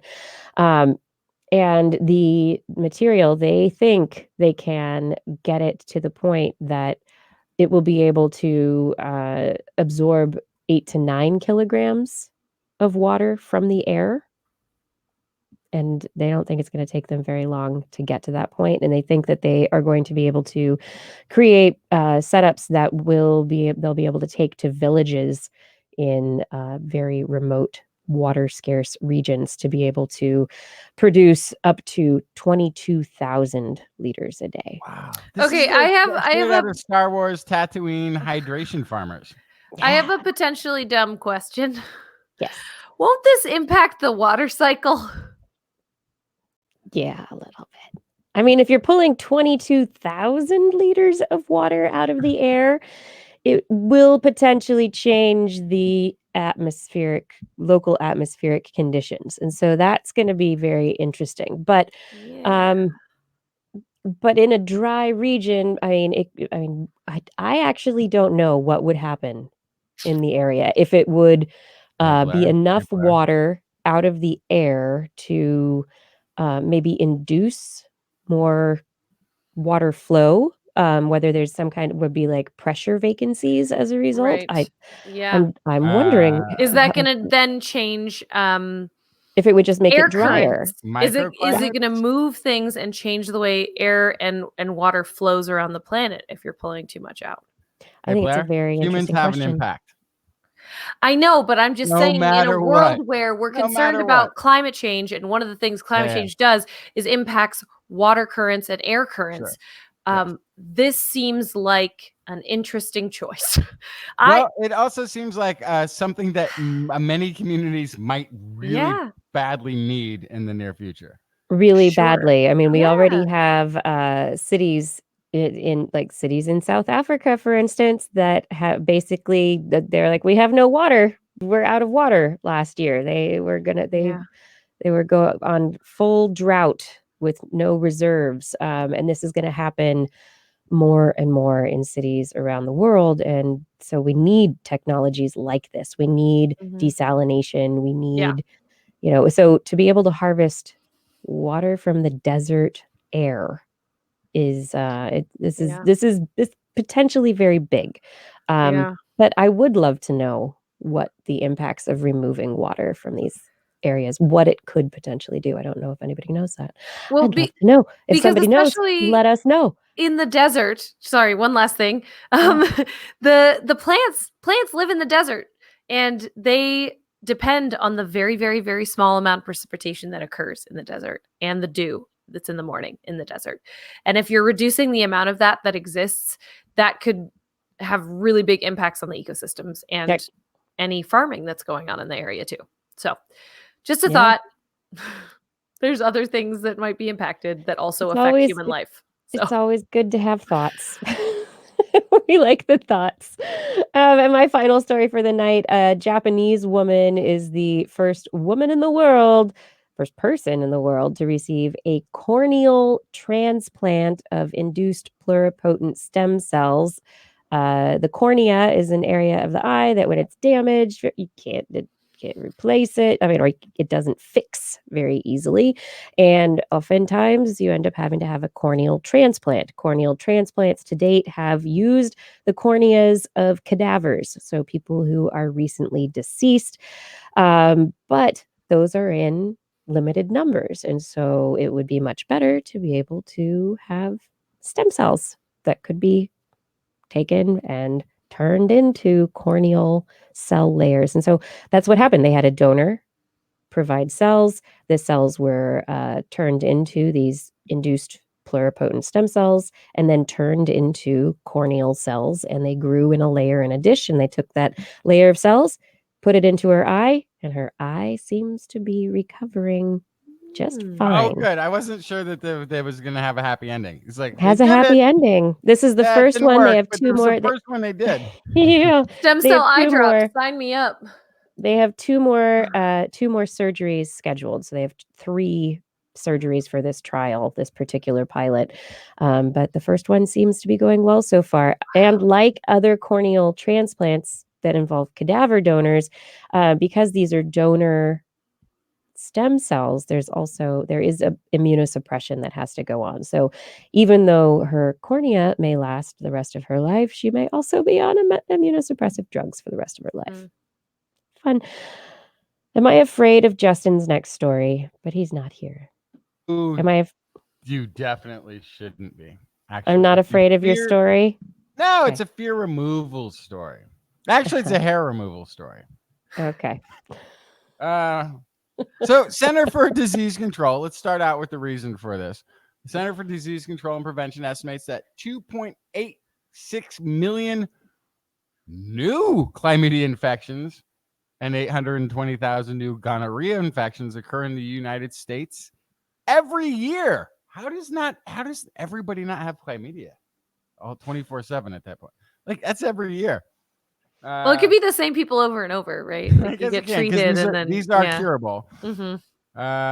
The agency prevention recommendations for sexually active people include staying in a long-term mutually monogamous relationship with a partner, obviously who's STD free, and using condoms consistently and properly, safe sex, that sort of thing.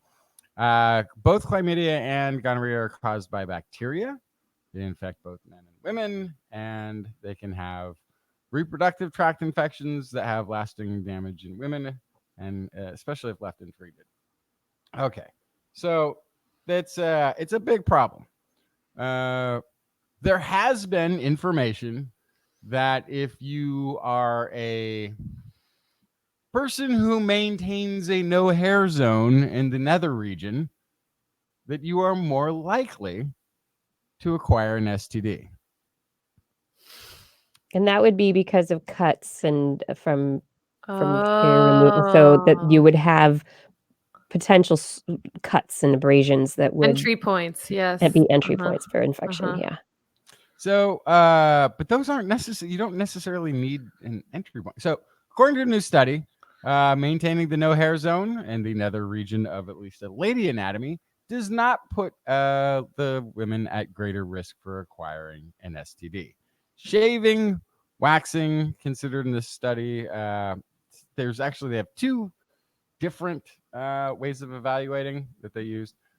Shaving, waxing, they consider these as extreme extreme grooming. Extreme grooving, also Grooving, fun. no, extreme grooming, which in California is pretty much considered the baseline. And then there's other stuff that happens beyond that. Turns out this does not put you at greater risk for chlamydia or gonorrhea.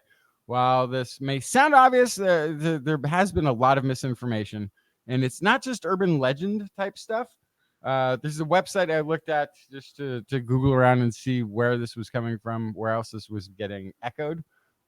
This is from a website called the International Society for Sexual Medicine. They say infections such as strep and staph infections and sexually transmitted infections like genital herpes are also possible because they can be transmitted from a partner's skin, as a warning against the possible downsides of maintaining a no hair zone. So there has actually been previous research that spawned then many media reports warning women about a connection between hair removal and STDs. Researchers at the Ohio State University wondered how strong that connection actually was. And what they ended up finding is that it doesn't exist at all. So they looked back at the previous studies and found that sexual frequency wasn't something that was correlated to or wasn't included in the data. So the idea is there is a potentiality that somebody who has frequent sex, who is maybe having multiple partners, might also be a what they called an extreme groomer. Right. So there's a confounding variable there. Yeah. Hugely confounding variable. They went, it's not the biggest study size, but they had 214 college students, all of whom were women, and examined possible link between the extreme grooming and over last year, or at least 6 months, 6 times in the past months, as testing positive and tested to see if they would be positive. chlamydia and gonorrhea. They found no connection, basically. Studies in the journal PLOS One. One of the interesting things, too, is they had, there was almost 98% of the participants said they had done some grooming. And then between 18 or 54%, depending on the measure that they used, were considered extreme groomers, which is the removal of all of the hair.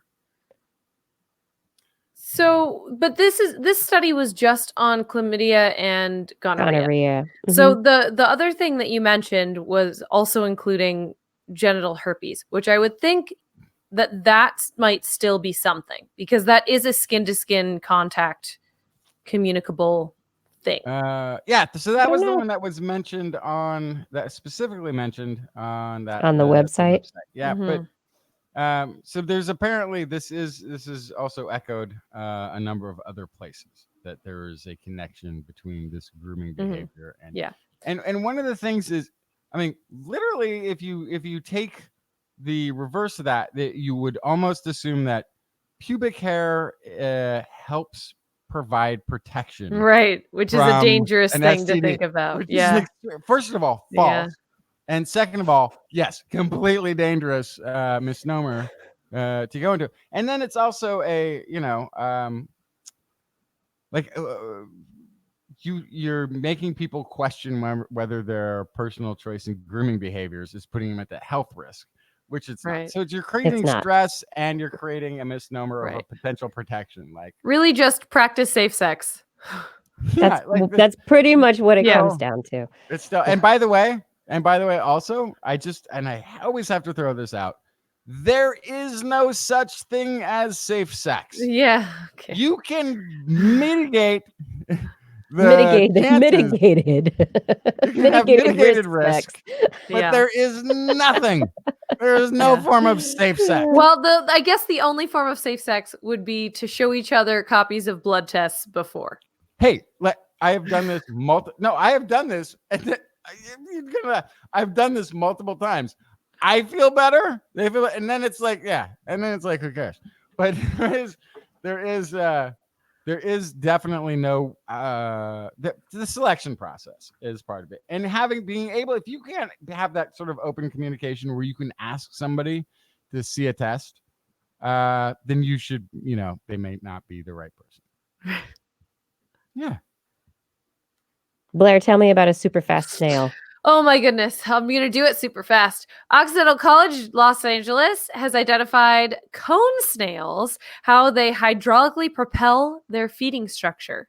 So cone snails, they are the snail that is famous for being actually potentially fatal to humans, because their radula, instead of this tongue scrapey thing like most snails have, instead there's this chitinous. It's hard, it's pointy, and they use it to catch fast moving fish and other marine animals by stabbing them and inserting venom. And this venom is very, very dangerous. They have measured the speed of this hydraulic radula and found that it is the quickest movement among mollusks, which I don't know how much that's really saying. But anyway, they found that the hydraulically propelled radula is capable of producing movements at remarkably high speeds. They were able to evaluate the anatomy and functional limits of the structures to try to see how that could be turned into new forms of robots or medical devices. Think about syringes, stuff like that. Though this is why I brought this story. It's weird because these scientists believe that the high speeds of the movement is necessary to deliver the venom into the potential prey before they escape, which one of the things they eat is fast swimming fish. But when they used high speed videography, they found that the radula harpoon from the cone snail can be propelled into prey within 100 milliseconds with a peak acceleration of 280,000 meters per second squared. Wow, that sounds fast. It's fast, and a maximum acceleration of over 400,000 meters per second squared. They are similar to a bullet. They're so fast, but their prey are 2 orders of magnitude slower. So even those quote unquote fast fish are way slower. So what? Why are they so fast? Why do they reply to overkill? We don't know. So they know how now, and they think that they might be able to turn this into technology on a robot or in medical devices, but they still don't know why. Why are they so fast? Two things. Once upon a time, there were a lot faster fish, but they got them all. Or two, there's still a dodge factor. The other fish is slower speed wise, but maybe is for targeting reasons. You acquire the target and then need to hit it, because if you are getting there slower, even though the water current might push you off target a little bit. So it might just be for accuracy, not necessarily to overcome the speed of the Yeah, that's interesting. Well, jury's still out on this fast snail. Oh, Kiki's muted. Uh-oh. But yeah, all right, jury. All right, jury. A lot faster than people. You know, we're done bullet too. that went like 30 miles an hour. We're out. We're out. Still being effective. We're gonna be done too right now. We out. And we out, and we out, and we out. We've come to the end of another episode of This Week in Science. We've done it. Thank you so much for listening, everyone. I would love to say thank you to everyone who helps make this show possible. Thank you to Gordon Cloud for helping in the chat room. Thank you to Identity4 for recording the show. Thank you to Fada for helping with social media and with our show descriptions and helping with that YouTube chat room. Oh my goodness, so many thanks. Thanks to you all for watching. And thank you to our Patreon sponsors. Yeah, I didn't actually put here, but I'm going to get to the list in just one quick second. I promise. There we go. Thank you to Paul Disney, Andrew Swanson, Craig Landon, Andy Groh, Ed, Stu Pollock, Philip Shane, Ken Hayes, Harrison Prather, Charlene Henry, Joshua Fury, Steve DeBell, Alex Wilson, Tony Steele, Richard Porter, Mark Massaros, Jack, Matthew Litwin, Jason Roberts, Bill K, Bob Calder, Time Jumper 319, Eric Knapp, Richard, Brian Condren, Dave Neighbor, Donald Mundis, Sarah Forfar, Dan K, Matt Bass, Darwin Hannon, Patrick Pecoraro, Ben Bignell, Gene Tellier, John Gridley, David Williams, Corinne Benton, Adam LaJoy, Sarah Chavis, Rodney, Tiffany Boyd, John Bertram, Mountain Sloth, Seth O'Gradney, Stephen Alberon, John Ratnaswamy, Dave Friedel, Daryl Myshak, Paul Ronovich, Sue Doster, Dave Wilkinson, Noodles, Kevin Reardon, Christoph Zugenreck, Ashish Pants, Ulysses Adkins, Artyom, Rick Ramus, Paul, John McKee, Jason Olds, Brian Carrington, Christopher Dreyer, Lisa Suzuki, Jim Drapeau, Greg Riley, Sean Lamb, Steve Leisman, Kurt Larson, Rudy Garcia, Marjorie, Gary S., Robert, Greg Briggs, Brendan Minish, Christopher Rappin, Flying Out, Aaron Lucen, Matt Sutter, Mark Hessenflow, Kevin Parachan, Byron Lee, and E.O. Thank you all for your support. And I recognized some new, I didn't recognize, but I read some new names in there. Thank you for becoming new patrons on Patreon. If anyone else out there would like to help us on Patreon, you can find information by clicking the Patreon link at TWIS.org. You can also help us out simply by telling your friends to subscribe to TWIS. On next week's show, we're back again on twis.org/live at 8 p.m. Pacific time. We're also on YouTube, and you can watch and join the chat rooms. But if you can't make it, don't worry, because we're a podcast.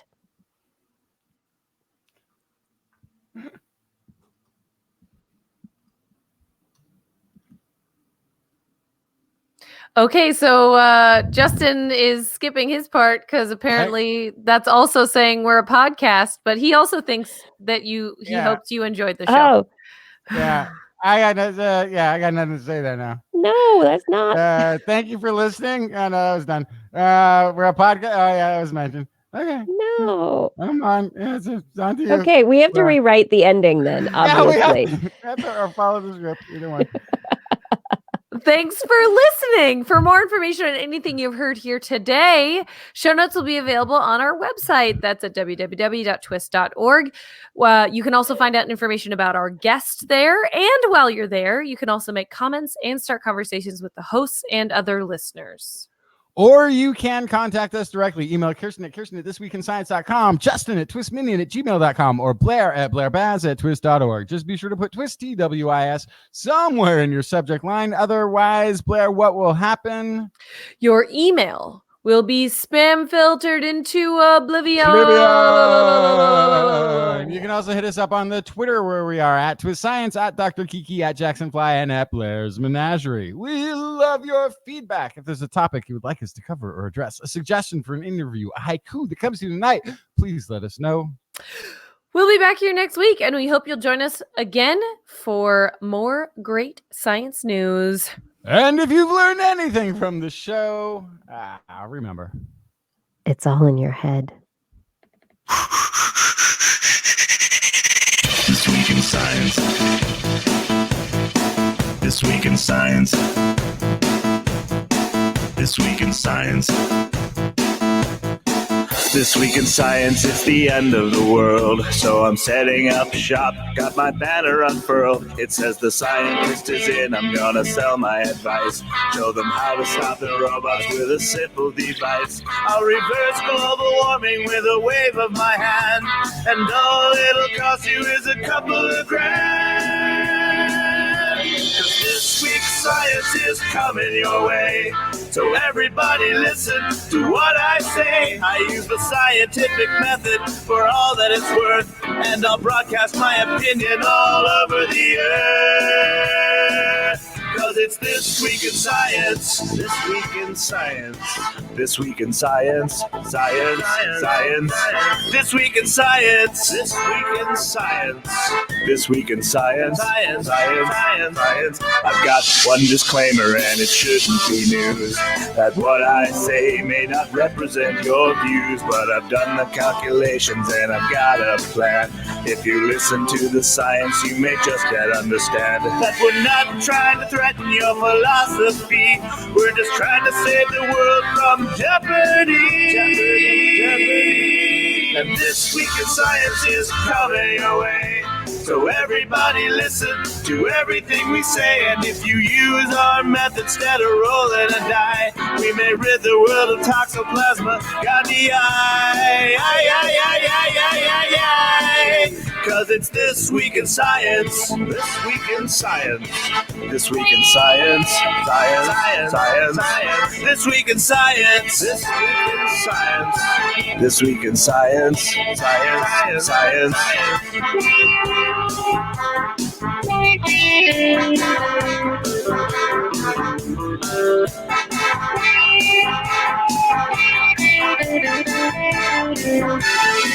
I've got a laundry list of items I want to address, from stopping global hunger to dredging Loch Ness. I'm trying to promote more rational thought, and I'll try to answer any question you've got. So how can I ever see the changes I seek when I can only set up shop 1 hour a week? This Week in Science is coming your way. You better just listen to what we say, and if you've learned anything from the words that we said, then please just remember it's all in your head. 'Cause it's This Week in Science. This Week in Science. This Week in Science. Science. Science. Science. Science. This Week in Science. This Week in Science. This Week in Science. Science. Science.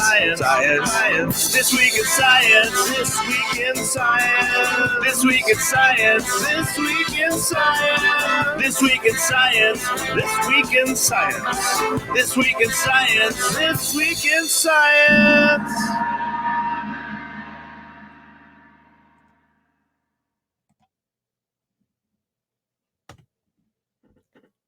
We have come to the end of a show. Why won't that do that? Something's broken that I don't understand. That's okay. That's okay. Show. Oh, no, that's the logo. Aha. Aha. Aha. It's only the middle. I know. You could just put it on a black, put black on either side, be I fine. could, yeah. I need some new graphics for this screen.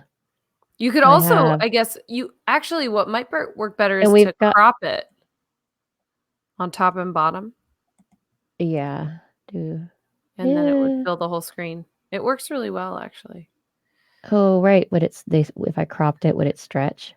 Yeah, I think Yeah. it would. Probably. I've done that before. I did that for some stuff. I need some new graphics. Yeah, so we can put the logo up here if we want. I I didn't like know it. that. Look, it's TWIS.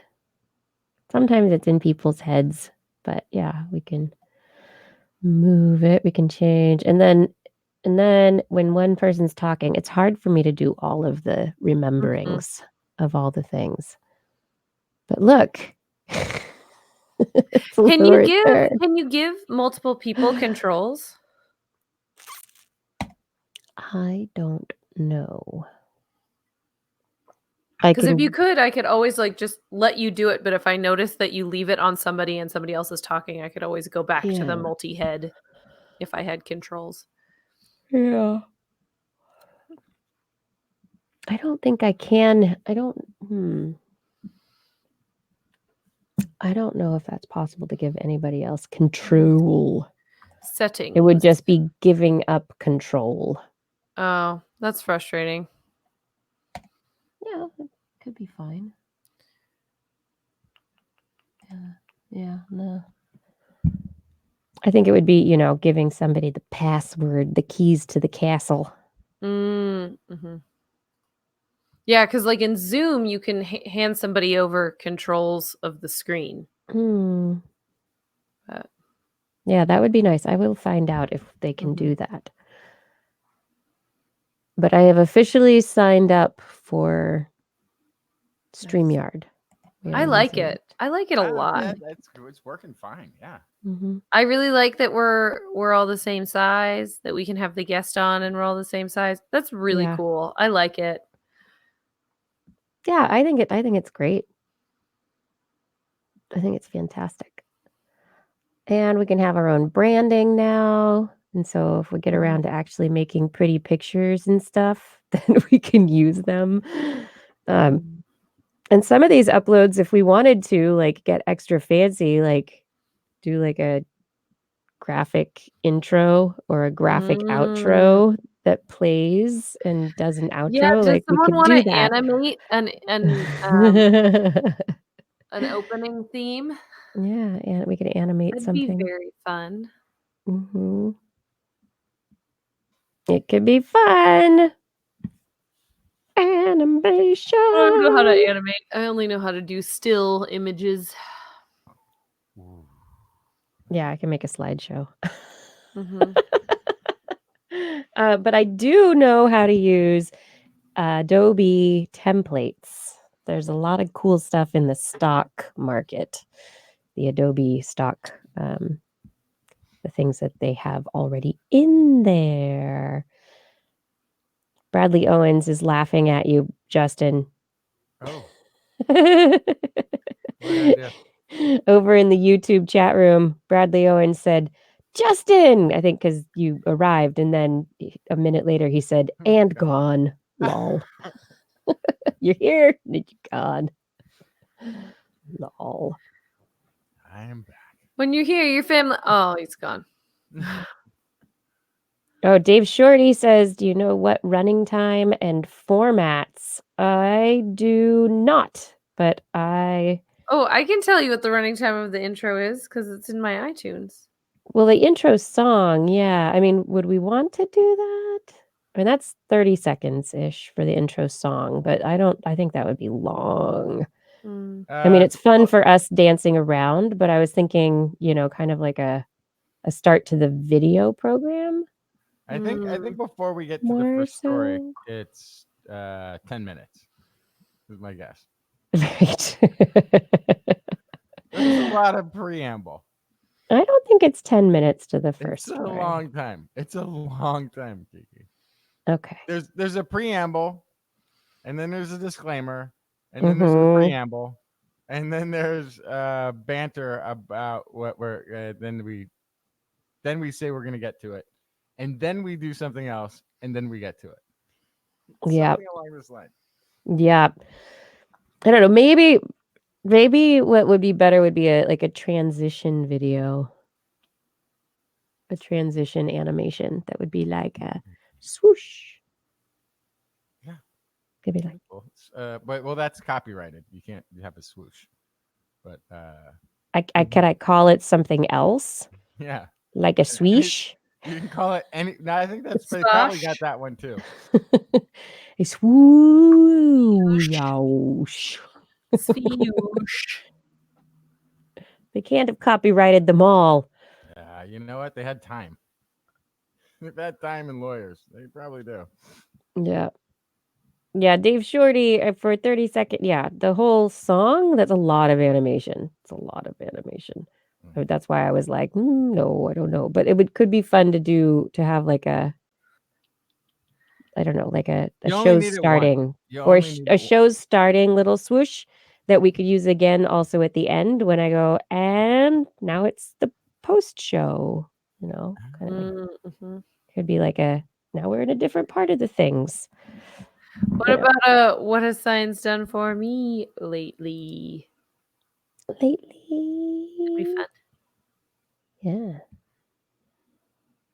Bless you, Justin.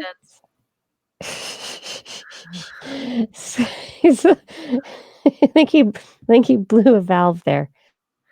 He sneezed so hard it smelled.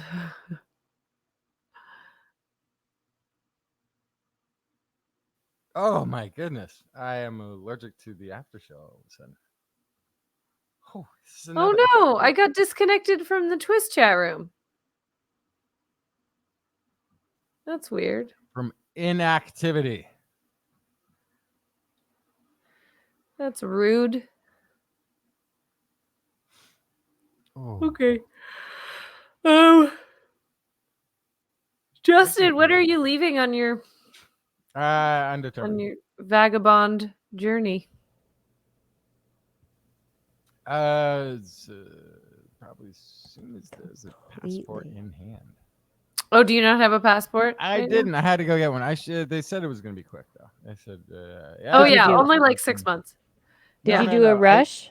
I did the rush, but without the qualifier that I had any reason for the rush. There's like layers of like you have a ticket. Your job is sending you somewhere. You need this in like a week. Here's this one. I did regular expedited, but they still said it would be maybe 2 weeks. Oh, that's good. Yeah. So. That's good. But yes, I will be broadcasting from an undisclosed location somewhere else on the planet. I'll be Dun, dun, broadcasting next dun. week from New Orleans. Oh, that's right. Hopefully, if the Mhm. Airbnb's internet isn't the worst. I mean, That'll be fun. honestly, I feel like usually Airbnb internet is usually better than hotel internet. So Because you're not sharing it with so many people. yeah. So I have high hopes. We'll She's see. got high hopes. She's got high hopes. Okay. Did Fada go to sleep? Good night, Fada. Too many pizza rolls. The Yeah. transparency. Oh, that I could change the transparency of the TWIS logo. That's a good one too. But that would take creating a different a different image file that's less opaque. Yeah, there's some fun stuff that needs to be done. My computer froze and it knocked me out of the chat room. Me too. Ooh. Oh, Maybe the you chat got- room booted. Just Maybe everybody. Yeah, I can't reload the chat room. It's dead. No. Interesting. You just don't try to do the reconnect. No, I thing. did. I Yeah, like fully X'd refresh. out. I just fully X'd out and tried to redo it. I tried to refresh it. Neither of those things worked. Chat room is still I'm done. there. There is a timeout feature in it now that didn't used to be there, which is if you Yeah. haven't interacted after a certain point. I got kicked out during the show. Yeah.